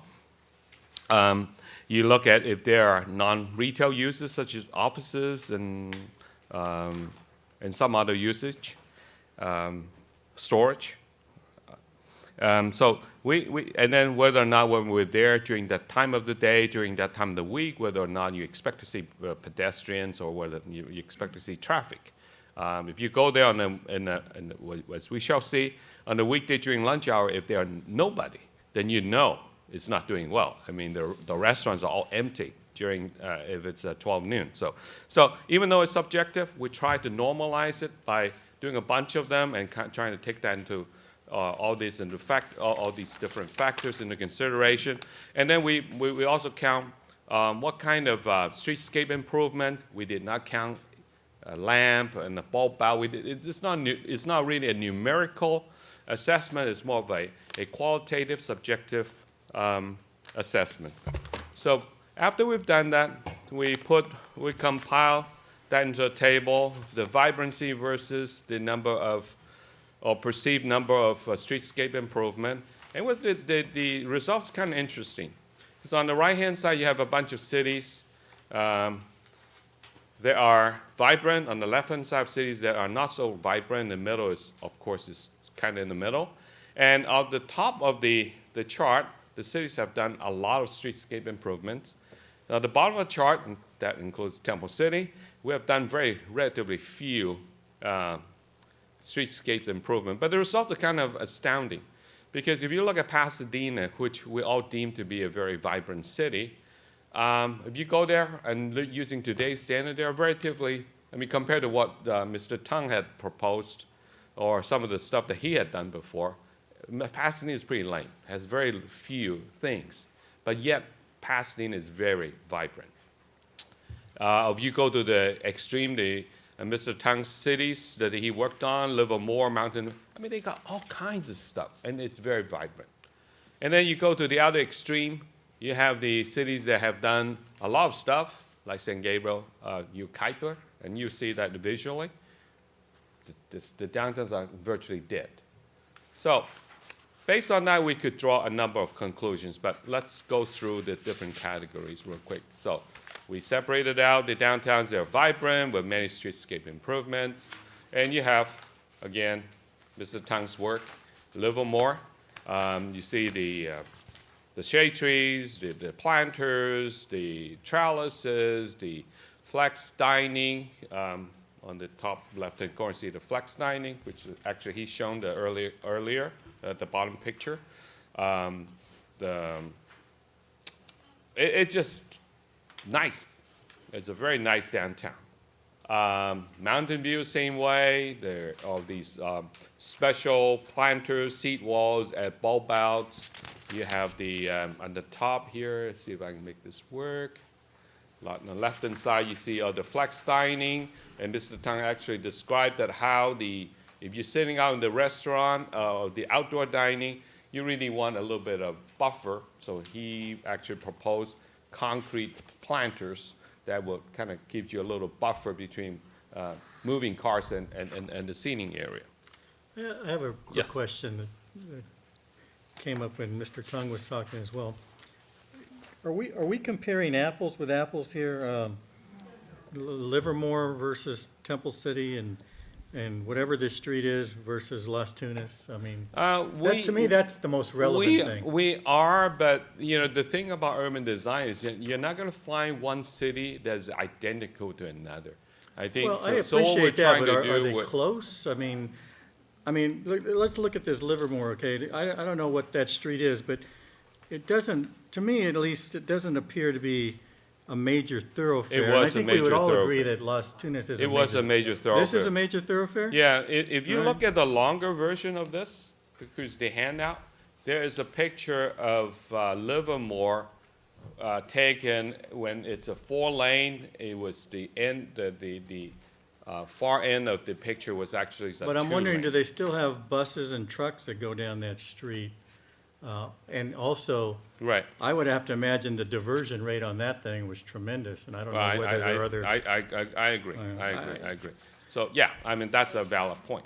And And there's the same goes for Mountain View and all these little small yeah, downtowns. but if you look at 27 of this handout at the lower right-hand corner, and that's the picture taken of the unimproved Livermore, the first street of We don't Livermore. have page numbers on here. What do you Yeah, mean, page 27, not on the, it's on the other handouts, Oh, yeah. the one that we just went over, or the No, Las Tunas no, project? that's the one that has a picture like this Oh, I see, in the okay. front. Oh, okay. Actually, this is Livermore too, this picture's taken from.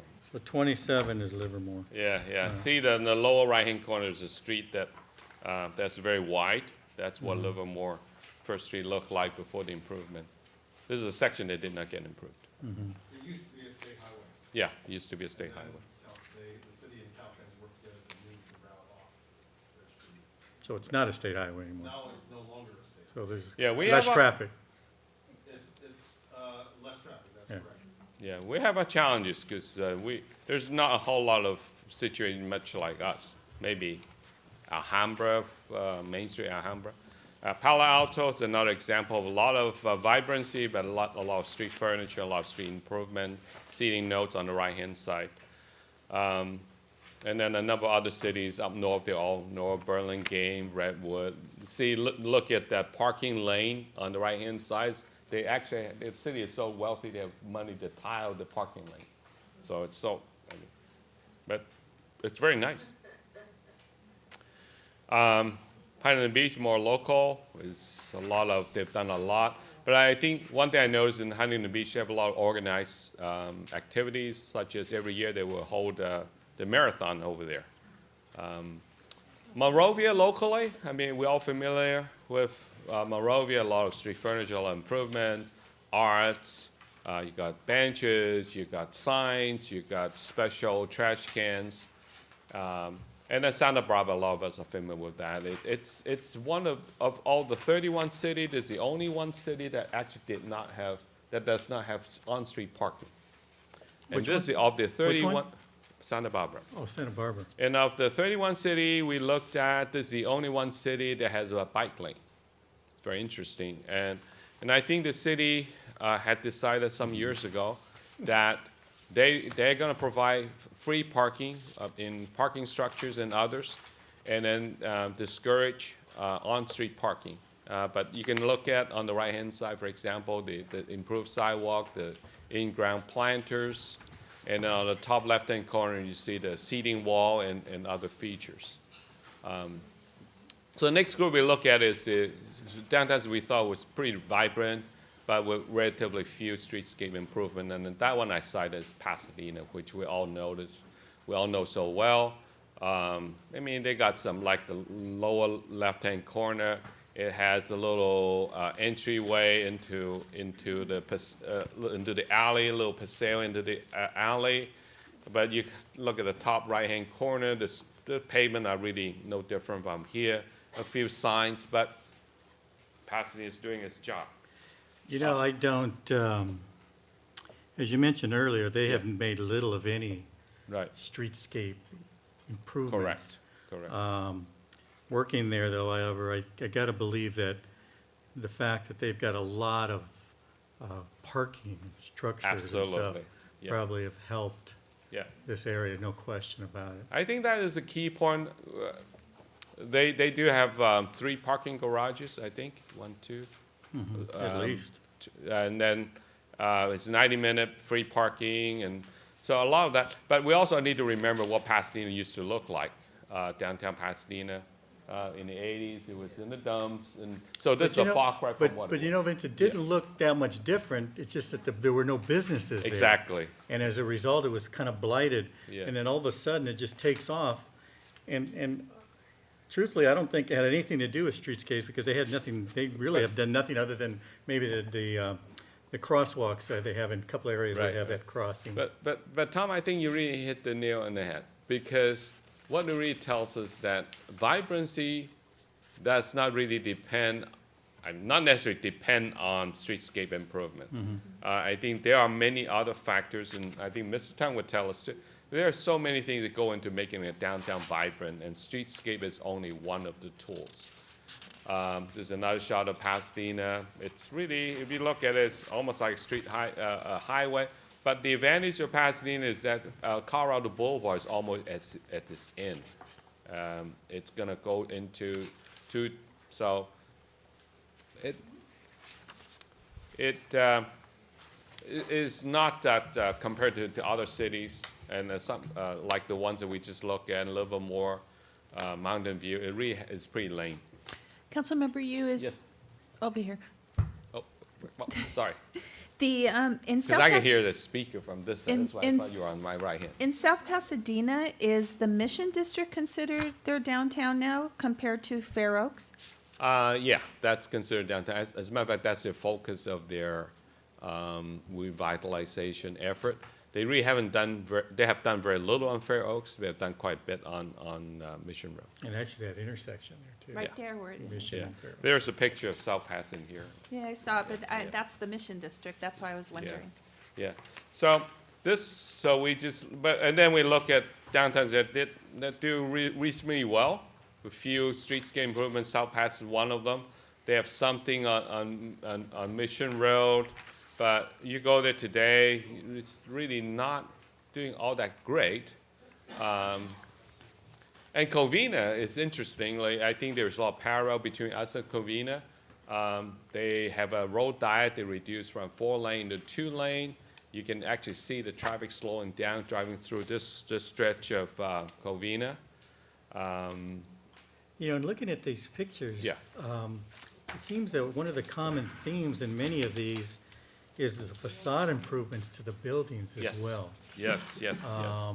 And to me, that lends a certain amount of vibrancy. I know that that's one of the things that Pasadena Old Town has done.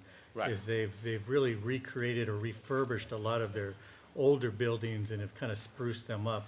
Absolutely. And I noticed, like, for example, in this Covina and you know, that seems to be also a factor, a common theme. So it kind of goes along with what you said before, that you don't really, streetscapes are nice, but there are other things as well that will lend itself to those. Right, right.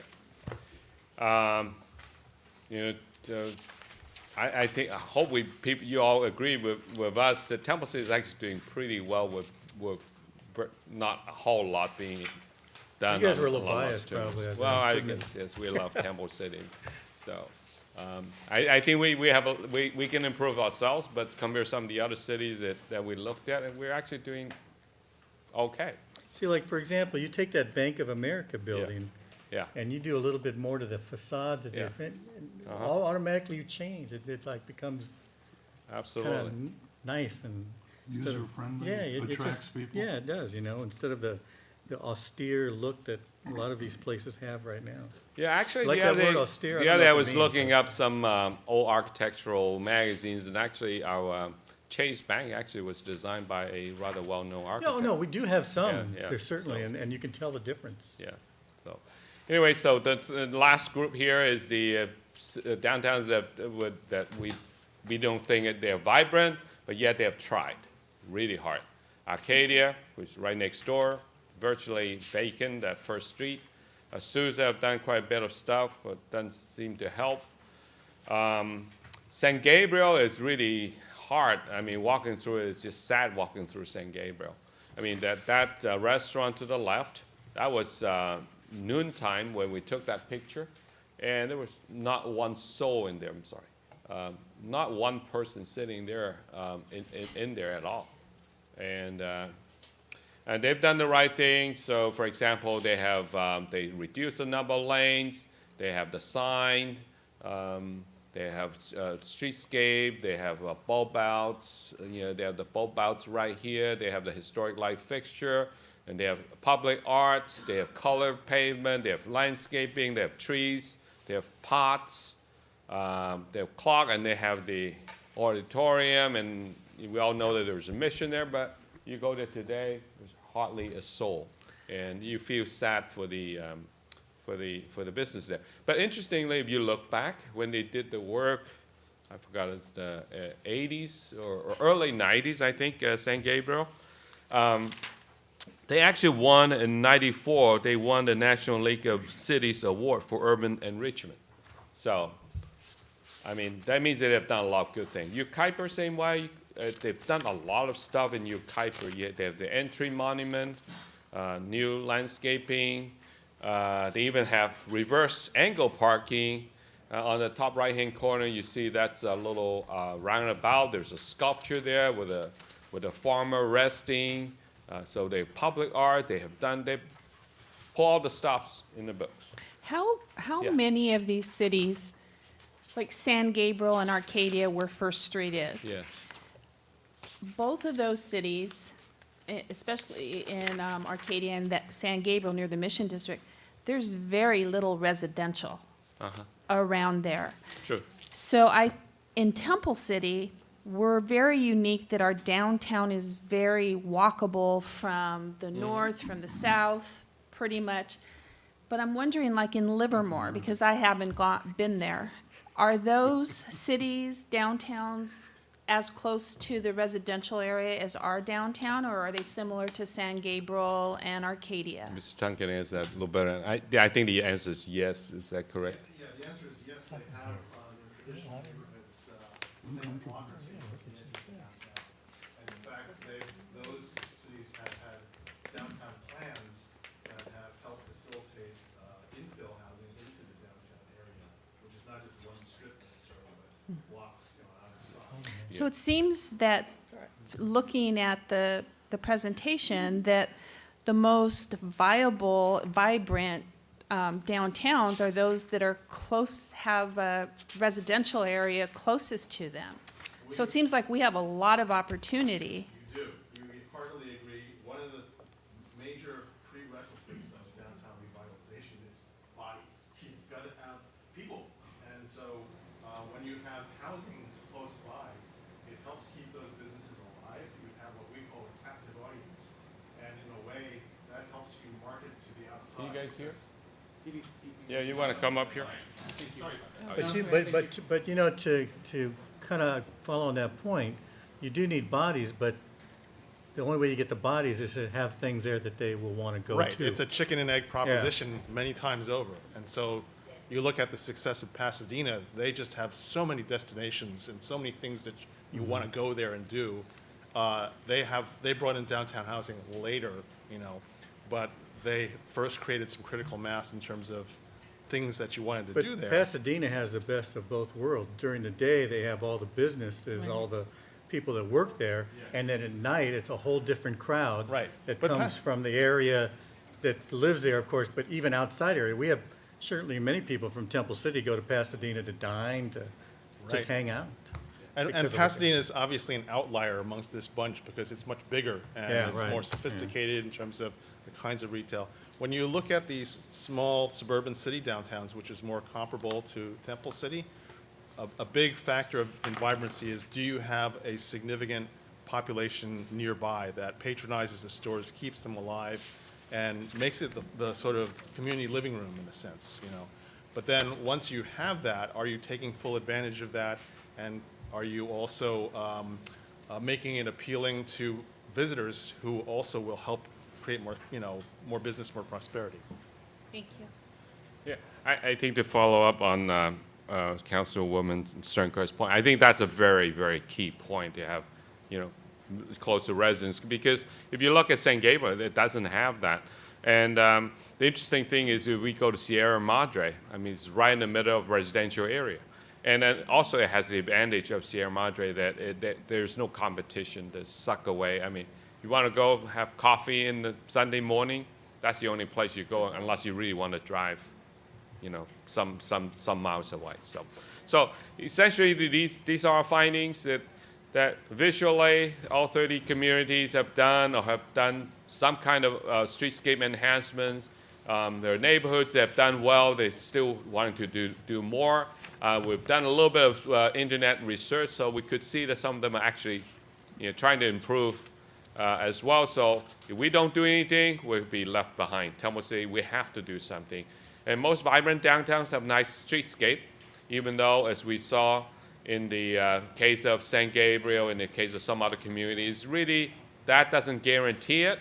Or and then thirdly, the streetscape improvement alone does not guarantee, like you know, what we just mentioned, San Gabriel, Yucaipa. But then again, there are cities that don't seem to do well and don't have a lot of streetscape. So the recommendation is that, hope you can read it, is that streetscape improvement prerequisite. Likely, we think it's a prerequisite. There's no guarantee of results, and we need to do other economic developments to employ those strategies. And we also look at reverse angle parking while we were up there. We visited 2 communities. One is San Francisco, that's what we're looking at, and also Jason described earlier. But the interesting thing I wanted to point out that we were sitting there also sitting and looking. This is San Francisco. And you see this Camry out here? The first thing it did was, and similar to many other drivers, first thing it did is pull all the way to the other lane before it backs in. Okay, now this is the driver's opening its door and found that he was way off. So, and he's not the only one. Many people are like that. And then the interesting thing about the top left-hand corner, see there are 6 cars there? 2 of them were parked the wrong way. And the interesting thing about parked the wrong way is when they pulled out, they'll be facing oncoming traffic. So And the bottom one of interesting thing about the bottom one here, whoops, sorry, let me go back. I think I lost myself. Yeah, okay. The interesting thing about the bottom one was that it actually came in,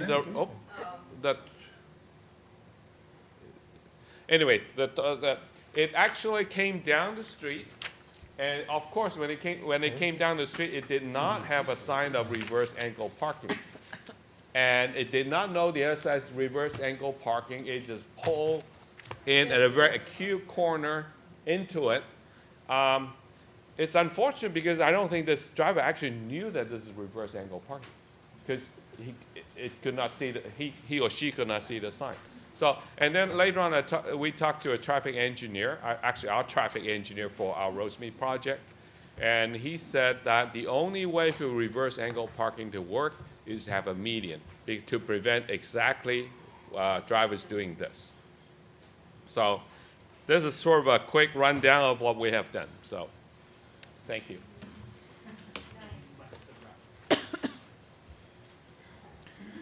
So that concludes the presentations for the evening. So now we will turn it over to the council. And we're, of course, available to answer any questions.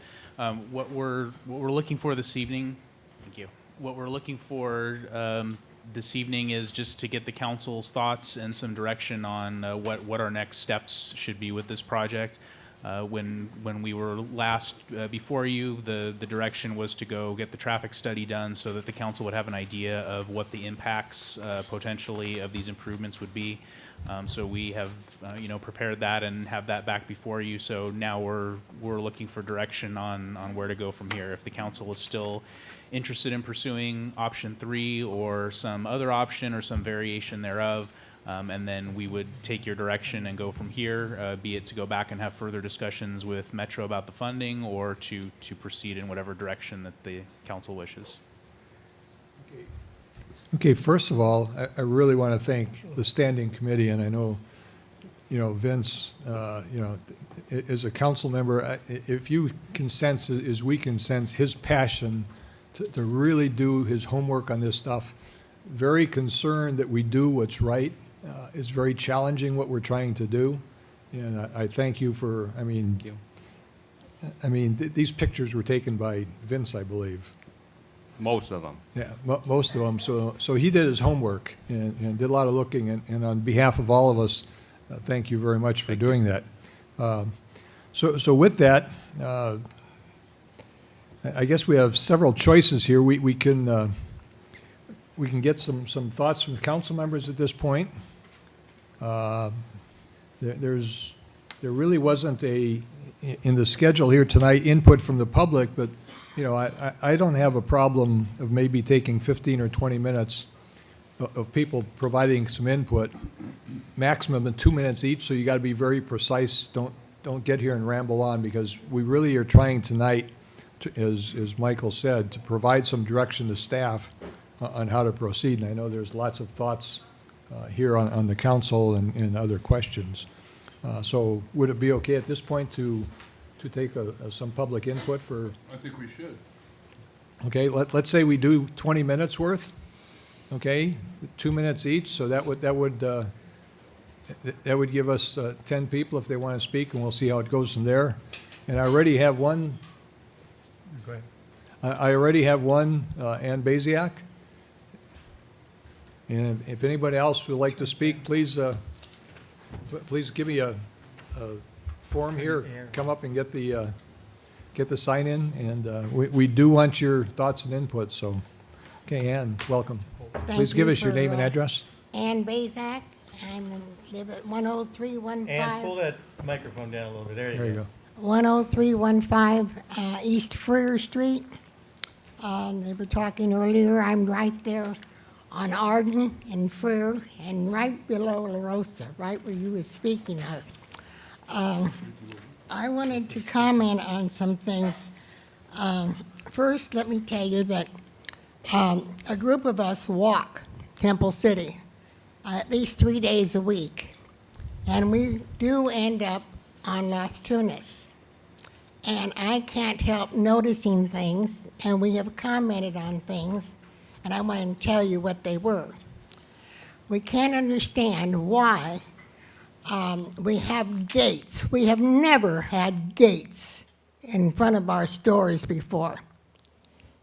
And number one, if we have to have gates, why aren't they all white? We have a white one, we have a black one, and we have an orange one. Are you talking security gates Yes, on the fronts of stores? yes. Okay. We feel they should be all white because they're not as conspicuous if they have to have gates. And we were walking down last week, and we have, as I say, we end up on Las Tunas. And for the past 6 months, we have noticed that all the bird droppings on all the stores, we're walking on them. And it's packed this thick, and I'm not exaggerating. Well, when we walked down last Thursday, I believe it was, I said, look at the streets. They cleaned the streets. It was beautiful.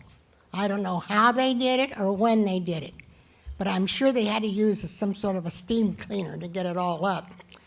And then as we walked a little farther, I saw these workers taking out all the dead plants out of the planters. And I said, I want to tell you, the streets look wonderful. They're beautiful. They said, thank you. Someone had noticed. Okay, and your time is up. Thank you. Okay. Okay, anyone else care to speak at this point? Goodness gracious, everybody came here just to sit here and observe? Oh, they got educated with the reports that we had. Good evening, Mayor and council members. Jerry Jambazian, 9136 Las Tunas. I would imagine that the major scope of work is going to take place between Golden West and, Cloverly. But the meeting tonight, were the business owners in that area apprised of the fact that this meeting was going to take place? Yeah, this was an announced public meeting. The primary reason for this meeting was basically for us to get some input and to start giving some direction to staff on how we want to move forward. Not necessarily saying, this is the project and we're done with it. Gotcha. We're saying, okay, we had this stuff before, we got pushback on some stuff. We did the traffic study, Vince has done, a lot of homework, so we've got a lot of other input coming in at this point. So this was really our work session. There will obviously be public meetings Right. in the future, but Okay. before we can do that, we have to start formulating something. So But- that's what we're attempting to do tonight. Okay, so I guess this project's been going on maybe pretty close to about a year and a half, but I guess it got put on the back burner because of the Rosemead project, and now that that's done, now you're revisiting this and either gonna do it or we don't do it. But I've got one burning question, though. If you go to option 3 and you come down, I'm looking at the clock too, if you come down to 3 lanes, and traffic is backed up, because it does back up, even Rosemead Boulevard, it'll back all the way up to Encinita, and they're not even gonna go down Encinita alone, but they're gonna go down Loma. They're gonna do everything that they can to get down to Broadway and get over to Rosemead Boulevard and get down to the 10 freeway. So I guess, my question is, if traffic is down to 1 lane and somebody decides, I want to park there, when does the person in the back of them know that that car is going to back up and go in there? And I'm just wondering how that works. I haven't seen that yet. Okay, those are good questions. Yeah. Yeah. When it's down to 1 lane, you're going to get a lot of traffic.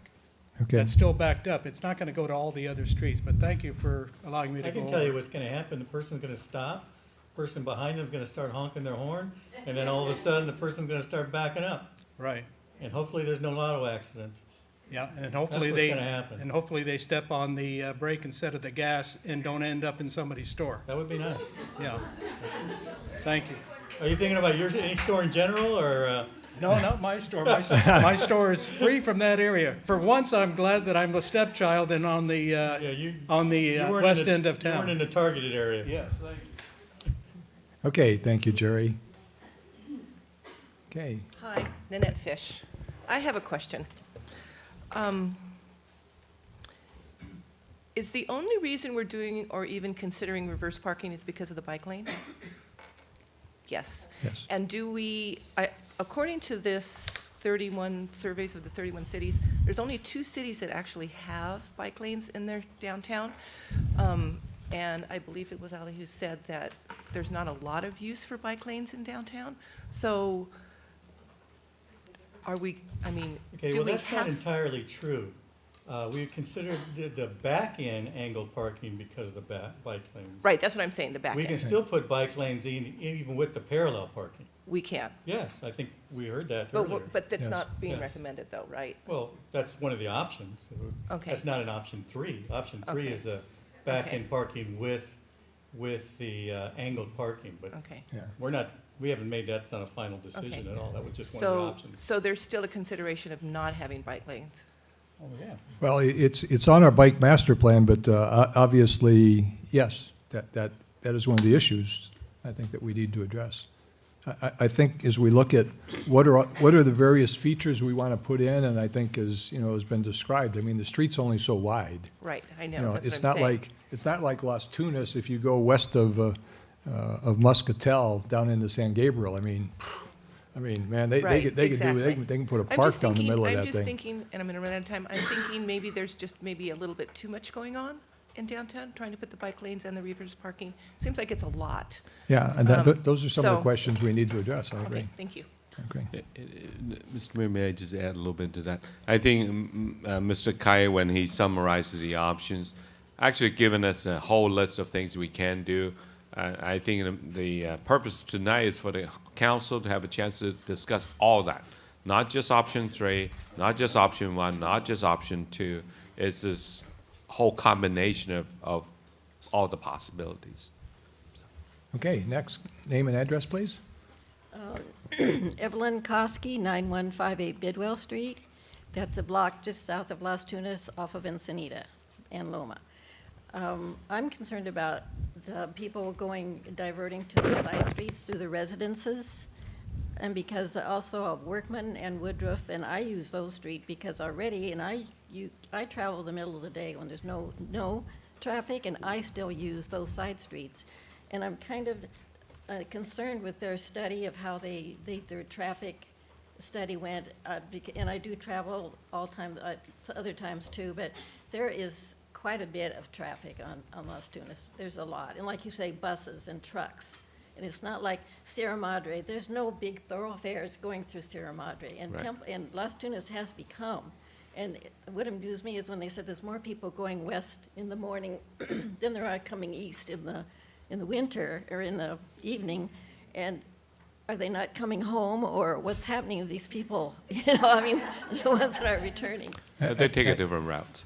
Yeah, either that or they all get to work at the same time in the morning, and then some work later, and some go home earlier, and Or they I sell- don't It's know. more than 1 hour, I don't too. know, It's- yeah. Or it's they a go lot. to the gym or something. Generally, the coming home traffic is more spread out. The going to work traffic Okay, is that- more concentrated. That does explain a lot Yeah. there. They stop for groceries or whatever, Right. things like that. Okay, and you gave examples that where it didn't work. San Gabriel, Yucaipa, which I haven't been out that way for years, but it used to be like one cactus was Yucaipa. And now it's a thriving city. And Arcadia too, it didn't work. And I'm thinking, and they say there's no guarantee, they admit that. There's no guarantee, and $20 million and no guarantee. I just, I don't get it. And most people I've chatted with think, what are they thinking? That's gonna be crazy. It's gonna be this bottleneck, and that's another word for traffic jam or for narrowing. So anyway, I feel better. I've had something to say about it. Okay, thank you, Evelyn. Okay, anyone else? Okay, come on up here, we still got 10 more minutes. 8 minutes? Okay, name and address, please. Yes, Jim Cliff, Temple City resident. And look at all these variations that we have here. The one that I think would probably work best would be 2.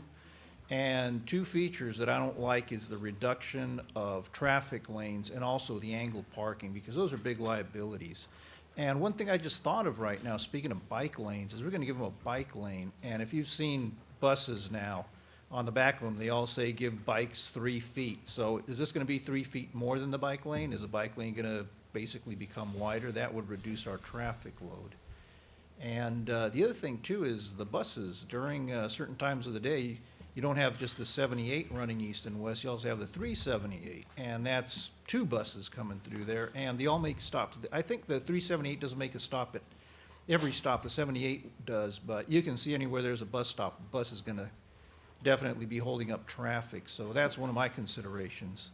And also just your commercial traffic. For all these businesses, they're gonna need deliveries or things, you know, taken out. And trucks gotta go someplace, and if they can't use Las Tunas, what's their alternative? Maybe Woodruff and Workman, like the lady was saying here earlier.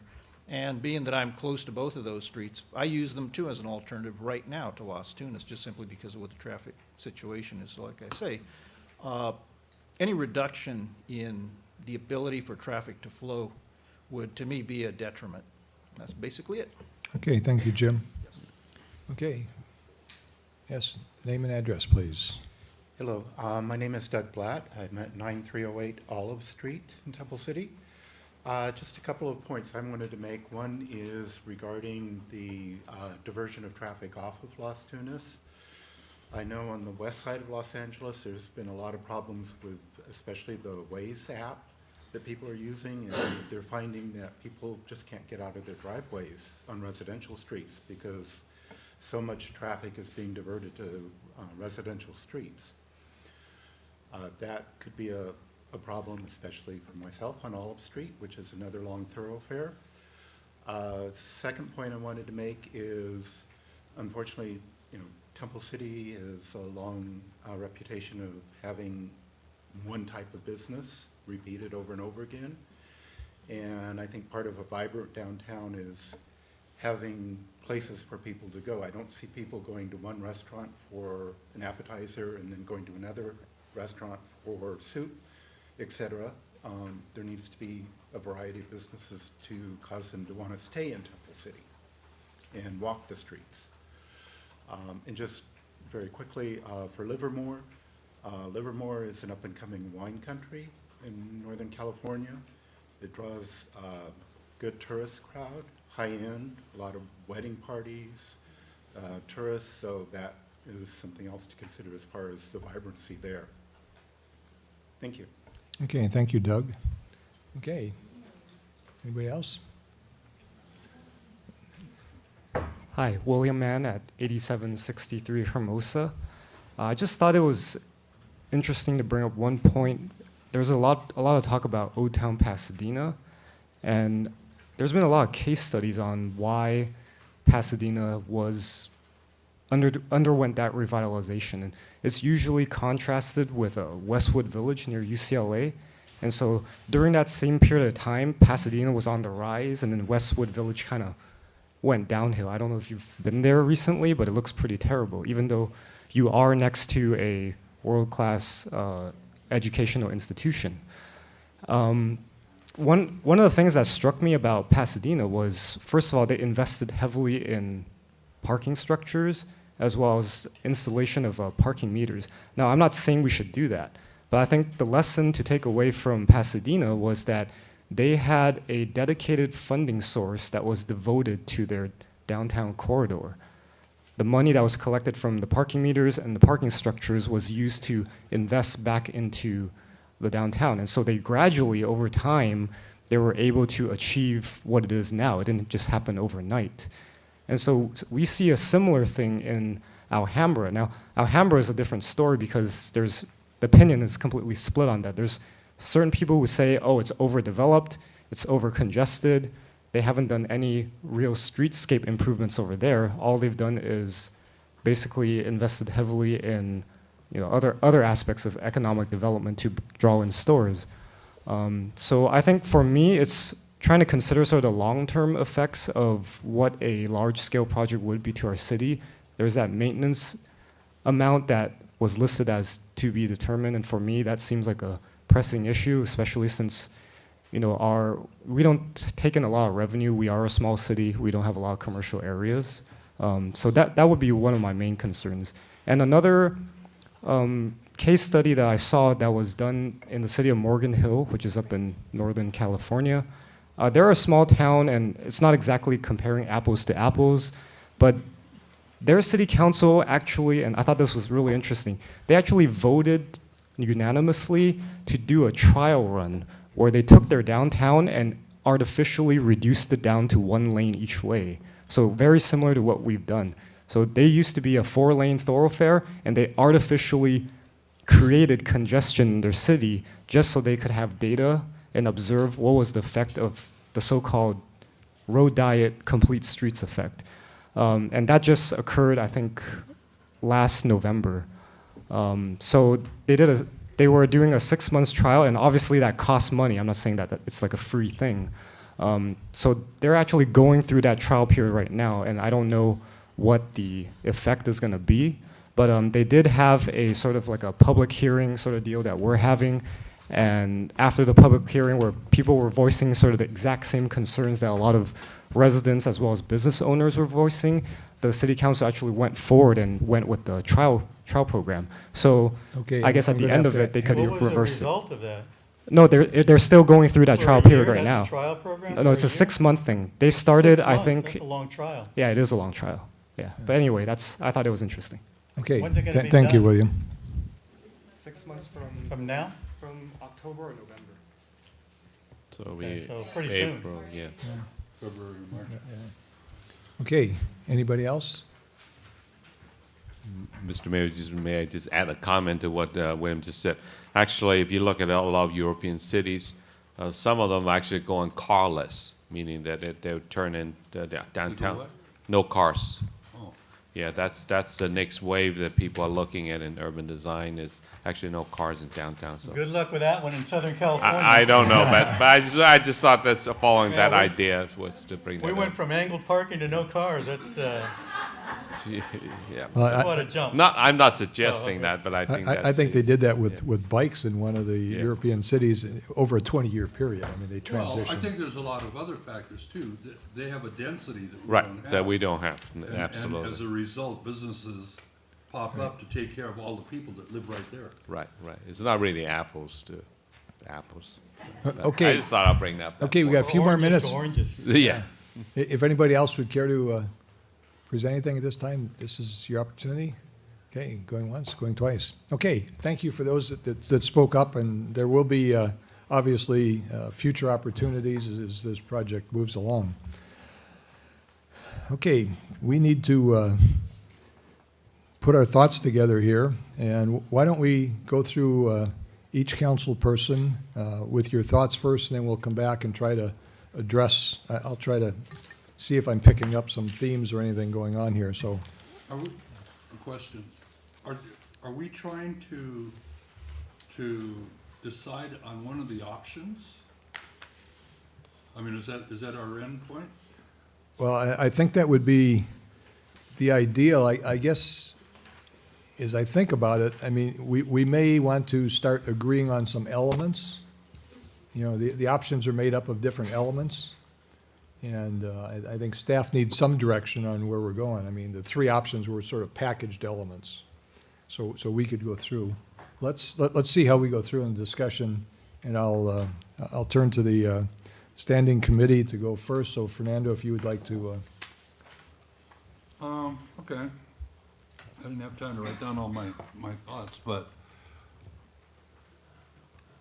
well, I'll tell you now, my inclination is option 3, with the exception of back-end parking. I keep And that hearing. becomes option 2. No? No, because I still want the 1 lane. Oh, okay, I see. I'm not sympathetic with all the folks that are saying, well, we're gonna get jammed up because we're only gonna have 1 lane going.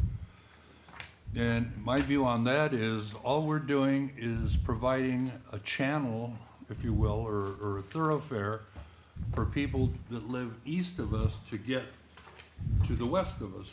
to downtown or whatever.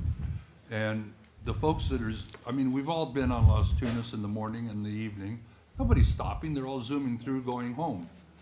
And wait, it's my view and I'm speaking right now. So I think having the one lane, having the bulb outs, having all the work done with the trees, the option of dining al fresco and everything else that goes with it, I think will give our city a much friendlier, user-friendly, pedestrian-friendly, citizen-friendly atmosphere than what we have right now. So at this point, unless somebody convinces me otherwise, that's where I'm at. Okay. Councilmember Sternquist? Amongst all my scribbling, well, I think we need to do something. I think that there's a couple things we have in our city, and that's a desire to improve our downtown. And we do have the bodies because of the proximity to our downtown with the residential. I don't think we have anything to lose by enhancing our streetscape, even though there's no guarantee that that's going to make the downtown more viable. But it, regardless of whether or not it does, it's going to improve the look of our downtown. I was never comfortable with the back-end parking, so I'd like to see that eliminated. But I'm not really sure that reducing the lanes is the way to go either. So I'm kind of in the area of looking at a new option. Whatever that might be and however that might look, I don't know. But I think there is room for discussion for something different than option 1, 2, and 3. Okay. Councilmember Yu? I think you all heard me. I really think that in order to keep us competitive, it is imperative that we do some kind of streetscape improvement. Everybody else is doing it. If we don't do it, all we're going to see in 10, in 5, 10, 20 years now, our downtown will definitely die. The economic forces is such that it's not, if we don't do anything, we're not going to do well at all. In a certain sense, the recession been kind to us because the businesses stop investing, the retailers stop building new stores. So for several years, we were on equal footing with anybody else out there. But now with the economy coming back, if we don't do something, all the good business is going to go somewhere else. And just to Councilmember Vizcarra's point, I mean, I'm here looking at a traffic count here. Virtually, you have this almost the same number of cars coming from the east, from Baldwin, and the same one over at Rosemead. In other words, the traffic study shows the bulk of the traffic is a through traffic. There are very few in the peak hour local traffic. I mean, I'll read you one number. Here I am reading at 968. On the other side, 1138. So what's the increase? 200 cars, local. I'll read you another number going eastbound. 1120 and, and 896 coming out at Baldwin. So this is going home. So you lost about less than 200 cars. So in other words, you have 80% of the traffic through traffic. They're eating up your roads. You're paying for the roads, and they're not really shopping here, eating here. The bulk is just go right through. So I am for the improvements. As far as the which option, I think I've observed too much of that reverse angle parking. I don't think that's the way for us to go, and I agree with some of the comment. We're doing too much at one time. I would much rather see we stay with parallel parking, even though they might result in a net loss of some parking spaces. But I think the city has to have a comprehensive revitalization strategy, and beautification is one of them. Improving our parking situation is another. We have invested in some real estate here, and let's also have a plan to develop that in the parking. It's some of the things that we observe. All the vibrant cities, they have great parking spaces. Parking is not a problem in any of those cities. Look at Pasadena, look at Alhambra. You may not like the streetscape. They have 3 free parking garages in Alhambra. They just opened another 300 some spaces parking structure. So as for me, I think I would support option 2, which is apparel parking. I think the traffic situation would be a little better than option 3. There'll be still some lengthening of travel time, but I think in time people will adapt. The 800 people who are traveling, zipping through, they're going to avoid our Las Tunas. People who really used to downtown will come. And then with that as an economic revitalization strategy, I think we'll be able to attract more restaurants. We may able to land that some of those national stores we all want.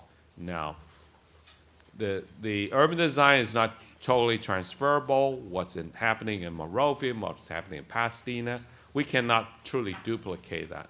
We need to find a Temple City solution. And I think that solution will definitely involve streetscape beautification. Okay. Thank you. Thank you. Mayor Pro Tem. Do I have to? Would you like a 4-hour? Would you like a 4-hour recess? When have I ever said I can't? I don't want to talk. Well, where do we start? Well, I agree with much as what has been said this evening by my fellow council members as well as those in the audience. Of course, thank you all for coming out and expressing your opinions. It's, I say this all the time, but it does mean something to us. It really does. Maybe we don't agree all the time, but this is the way it works, and we all take it seriously. I think one of the common themes that we always hear here in the city, especially those who've been living here for a long time, is we want more places to go. We want places to do things. We want to hang out in Temple City. We don't want to go to Pasadena or Arcadia or whatever. But, that's why we're looking at this. And the only way that's going to happen and the only way businesses are going to be attracted to our area is if we make it a place where they feel that people will stop or slow down. Right now, as Vince said, and we've talked about this before, Las Tunas is just a main thoroughfare, mostly for people who don't live in Temple City. We're catering to those. We're making it easy for those who don't live here, coming from the east or the west, to get to their location, never stopping in Temple City and spending one dime. If we want to continue, if we want to develop, if we want to get that redevelopment places to go, there's something we need to do. And it's been talked about by reducing the traffic flow, that's going to be detrimental. Well, there are always consequences from anything. And certainly if some of the things we've been talking about, there will be some more delay. But we have to weigh that against what is the advantage of doing that. If the advantages are we have more places to go, we can get to those places, and really, as Councilmember Sternquist intimated also, if we have those places, the people here in Temple City don't have to drive there. We can walk. Our neighborhoods are close by. We will have a place to walk to. We always talk about walking. You guys go walking all the time. Wouldn't it be nice to walk down Las Tunas, not just to walk down Las Tunas, but to actually go to somewhere, have a cup of coffee, do something. Maybe you do already, I don't know, but there's not that many places. Okay, so, I think it's something we have to do. Now, bikes. I'm a proponent of bikes. I ride my bike, I go places. I don't know, after what has been discussed and what I've seen in these reports, are bike lanes still a priority on Las Tunas? I'm kind of coming back from that a little bit. I agree the counts are very low. People I talk to that ride bikes or part of bike clubs, they're not going down Las Tunas. I hate to say it, but we don't see them going down Rosemead either, and there's a dedicated bike lane there. Okay, so whether they're gonna go down Las Tunas, I'm a little skeptical of that. You know, most of these bikers, most of the serious bikers are going to use other streets, or they're gonna use established bike lanes already. People will, there's no doubt that some will use it, you know, especially if you have a place to go, but, you know, you can always get there. I ride my bike now down Las Tunas, and I just stay over the side of the road. You know, you just gotta be careful. So I'm not sold. If it's having bike lanes or redeveloping, I can do without the bike lanes. Okay, that, to me, that's no longer a priority. And I don't think it's really a priority of people in this city. Not that they don't want to ride bikes, because they'll find other places. But Las Tunas, I don't know. I do have a problem with the diversions to the other streets. I'm a little concerned about that. However, as we've heard tonight, people are already doing that. Okay, people already are diverting. Now, will there be more? Probably so. That's something we need to think about and work on. You know, there's got to be a solution to that. Maybe some wayward signs, you know, which way to go, maybe directing people, or maybe putting limits on the times or things like that. I don't know, but there's got to be some way of controlling that, that diversion. Signal timing, I think we need more oversight on that. I know we rely on the county and what they do, but to me, that's a crucial issue in this whole thing. Parking, you know, parking doesn't have to be on Las Tunas. You know, we can develop lots. We've seen in some of these pictures, the walkthroughs. Maybe we can start developing some of those walkthroughs between some of the lots we already have down to Las Tunas. You know, we have to kind of think about outside the box, maybe convincing some of these people that we can develop those walkthroughs to benefit everybody. And that gets to the angled parking. Angled parking's not gonna work here in Temple City. I just don't think it will. Either back in or front? Back in or front in or sideways, whatever. All right, which probably will end up somehow. It's a good thought, and there's cities that do it and are probably successful with it. I don't know that we're ready for it now, or if we ever will be, but we're thinking about a lot of changes. Do we have to do them all at once? Maybe not. Okay, maybe take a step at a time. But the angled parking, like I said, I would go with the parallel parking. Forget the angled parking. We'll figure out somewhere else to park. Parking's always going to be an issue. Okay, I don't care how many angled parkings you have in there. People, they're still not going to be enough, because people always want to park right in front of where they're going to go. We got to figure something out. Maybe some kind of trolley service or something. I don't know. The streetscapes, I agree that, you know, it's a lot of money to spend. Will the streetscapes work, or will we suffer the fate of Arcadia and San Gabriel? Maybe we need to look at the lessons learned from those cities. What happened there? Why aren't they working? Okay? But I think it's a package deal. I think it's more than streetscapes, and I think our advisors have pointed that out, that it has to go streetscapes, economic development, community support, parking development, all those things have to come together. And I'm glad those of you are here today, and of course those who will be watching on TV. But my question is, where are the businesses? As Jerry mentioned, we got to have a buy-in by the businesses. Those are the ones who are going to be most affected by this. And somehow we need to reach out to them. Last question I have, and that is, I was a little confused. Okay, it looks like from the parking, or from the traffic studies, there's more traffic in the morning going west than there is in the evening going east, correct? Is that? Yes. Okay, so why is it that we have 2 lanes going east and only 1 lane going west? Shouldn't it be the other way around? If there's more traffic, shouldn't there be more lanes to accommodate that traffic than the other way around? The design, the concept design is kind of done before, so the traffic analysis was done post. Okay. But I'm just thinking the traffic analysis would dictate that if we're gonna go to that 2-1 lane with a middle turn lane, shouldn't it be 2 lanes in the west? That seems to be the heavier traffic that would require, or at least call for the need of 2 lanes rather than 1. I don't know, it's just a question for thought. Okay, Based on the numbers. Maybe you didn't have those before. I see what you're saying, option 3 or whatever, or these options were developed before we had those traffic studies maybe. Right, But now correct. the traffic studies may have an impact on it. Bottom line, if we're coming down to these three options, I would favor option 2, the 4 lanes of traffic, that'll accomplish some of the aspects of what we want to do as far as slowing traffic down to the extent, and again, not to slow it down to create a traffic jam, but to slow it down to make it attractive to the businesses that we hope to attract in the future, make it a walkable area for those to enjoy. So option 2, with the parallel parking, again, I think parking, the angle parking isn't going to work at this point. And so I would go with option 2, yeah, the 4 lanes with the parallel parking. That's the one I would go.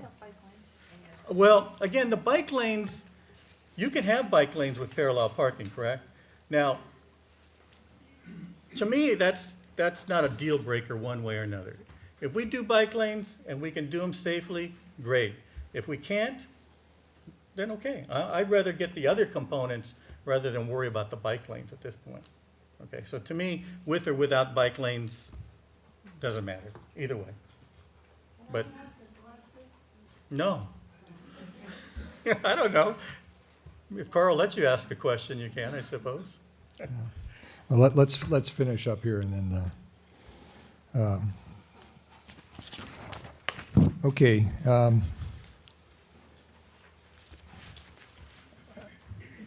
Beginning, and I guess when this council that's here now, when we got together, we agreed that we had to plan for the future.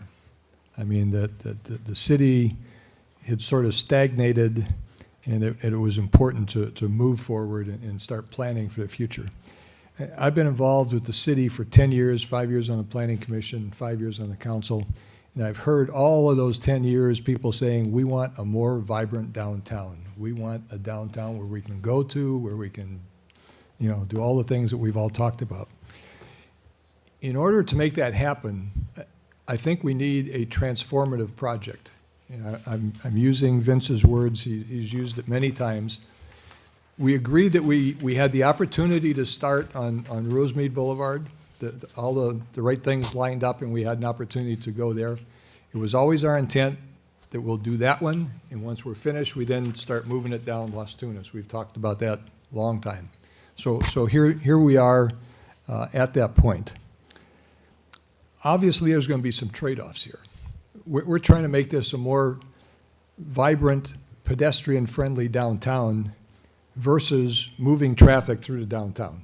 I mean, do we just say, hey, we don't want to, that we don't want to slow traffic down or cause any other problems with traffic? Let those people that live over there and go to work there and go back and forth, we're going to let them dictate to us what our downtown's going to be. And I don't think we want to do that. So therefore, we have some challenges. We've got to find the project that will give us the benefits we want, and then we're going to have to figure out the impacts that may cause. Are they livable, and can we mitigate them to a point where, we can live with it? Will there be change? Absolutely. Will it affect us? Absolutely. I mean, everything you do, if you change it, something's going to happen. The bike use, we talk about no bike use. It's like putting a 500-piece puzzle together. You put the first piece there and you say, gee, I don't understand where this thing's going. I mean, San Gabriel Valley has put together a master plan for bike routes, and there are very few of those pieces in place. So if I'm a bike rider, where the heck am I going to go? I mean, I don't have a place to go yet. We're planning for the future. I mean, we looked at Rosemead Boulevard and we said, the stuff we're doing there is going to be there 50 years from now. So what's needed 50 years from now or 25 years from now? We're at the exact same point on Las Tunas. I mean, we need to decide how we want to move forward. Will there be impacts the first year that we start construction? Absolutely. Will there be people sort of discombobulated? It's interesting watching the Rosemead project. I think things have settled down quite well on Rosemead, despite all this disruption. There were some significant changes and everything else, and all the hands that went up and were ringing and everything. And you watch what goes now; it's going pretty smooth. I mean, there's some tweaking that still needs to be done. So we're going to have that as we move forward.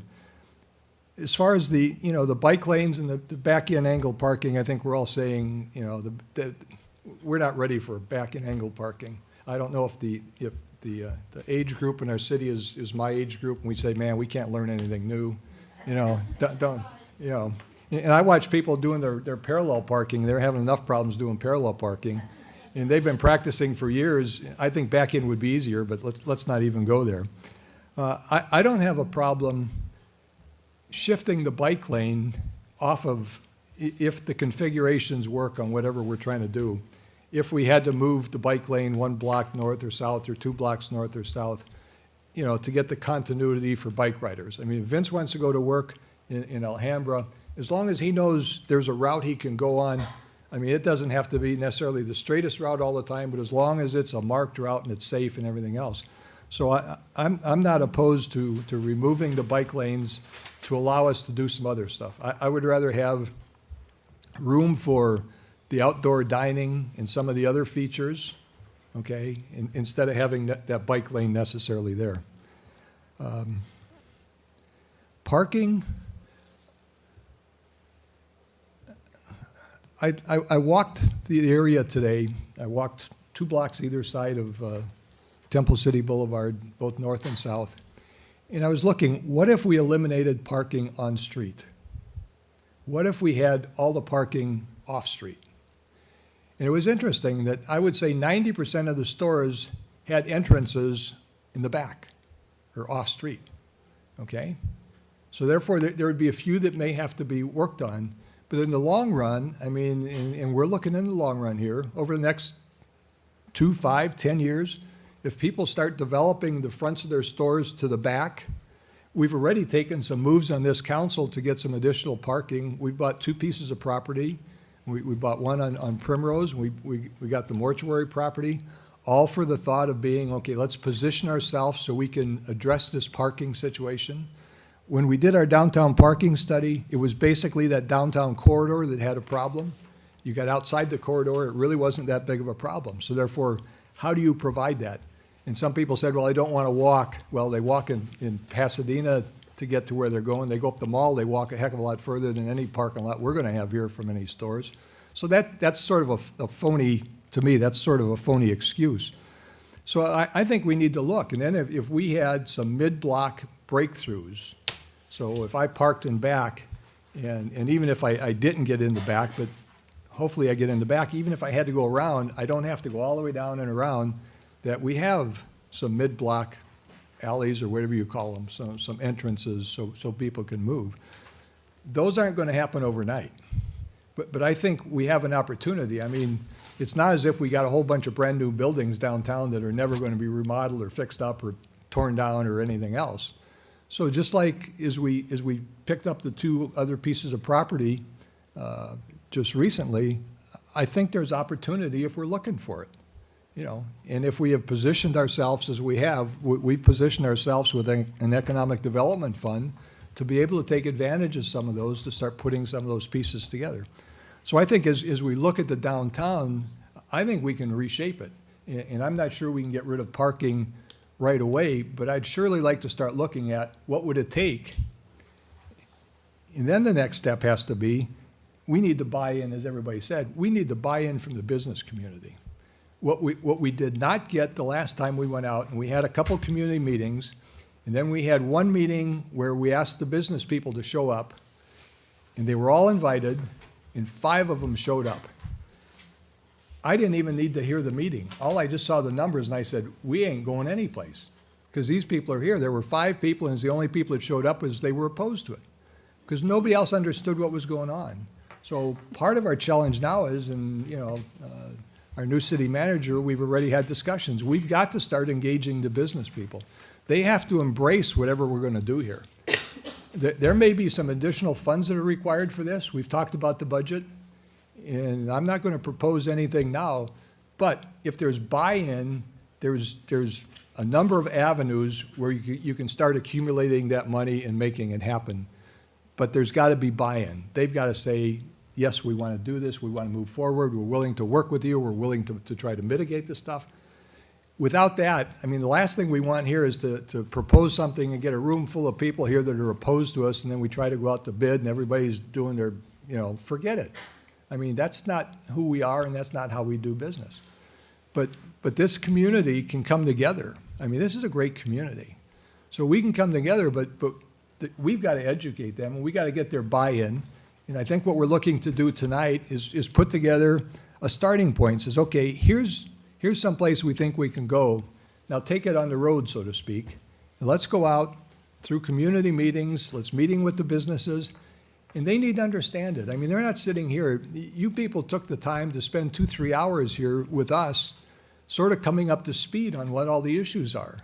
And they're very complex. I mean, it's not something you say, I'm going to sit down over lunch for 15 minutes, I'm going to tell you the whole story, and you're going to understand it.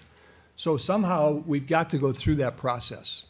And it's going to take some time, and we're going to need some champions. I mean, we're going to need some champions in the business district, some people that believe in this stuff and are willing to work. So it's not just the city manager or city staff.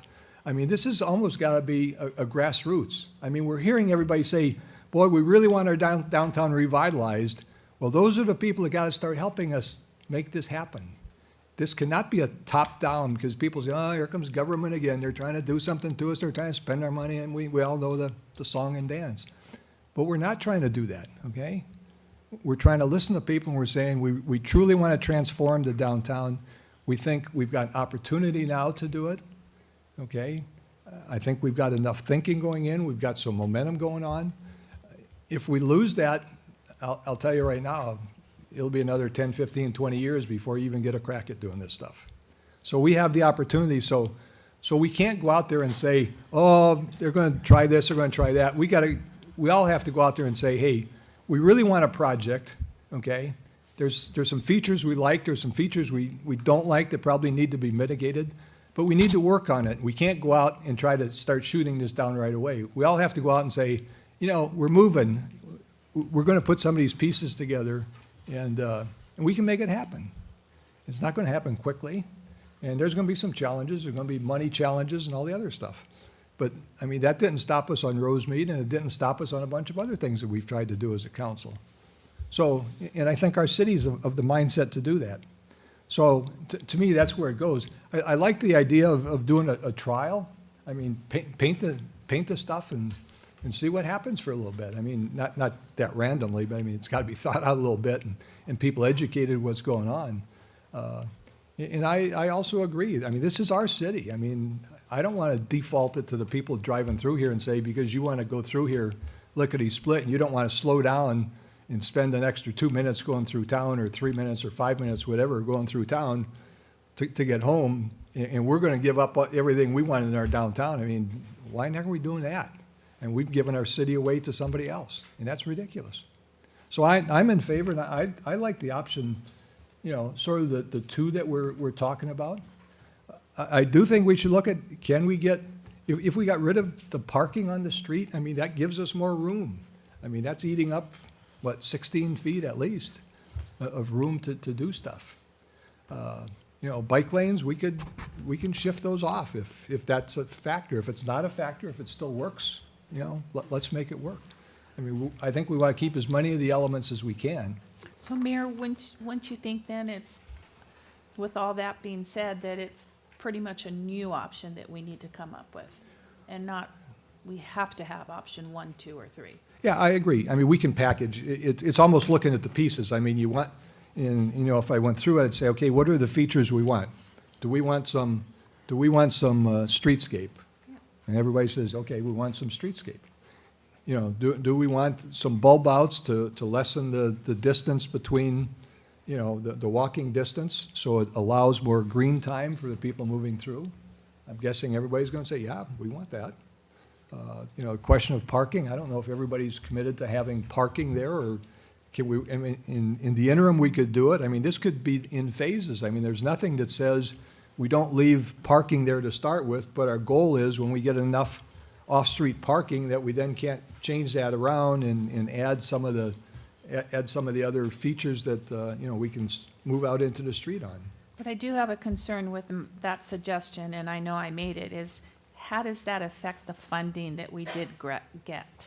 Or does it affect the funding? Well, I'm sure will affect the funding, but I don't think that should be the driving point at this point. I mean, we got the funding. You know, there's going to be funding in the future. I mean, we may have passed this up. I mean, we hit it on Rosemead, and we did a good job, and we sort of built the momentum from that. I mean, our people helping us with the funding, we were on a roll. I mean, we really were, as we were working with MTD and everybody else. I think we were in a good position. But if we feel that we got to force something just because we have the funding, I'd say, I mean, we're looking at the next 25, 50 years of this thing. Let's Right, do it but right. So I we thi- got time. I think we just need to realize that if we choose to do something different, that we We may- possibly would be giving up $6.9 million. And I'm not saying that that wouldn't be a bad thing to do, to get the thing that we wanted downtown, but I just think it's something to be aware of.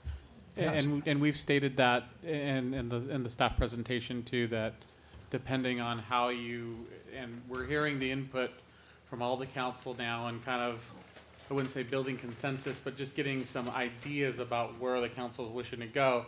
We will have to go back to Metro. We will have to get back and try to piece together what this looks like. I would agree, it's not an all or nothing deal. You can pull things together to make it so $6 million just doesn't vanish. But there in Metro, in my experience, does not like to return money back. There'll be a willingness to look at how they're meeting their programmatic goals with the funding that's there. And they will have new leadership in a month. Yes, So that could play a role in, that may well play a role. Yeah, so, as we move forward then, I think what we want to do now is just like happened on Rosemead. I mean, we had a concept, we went to the public meetings, and we changed. I mean, we listened to what the people said, we came back and we made changes.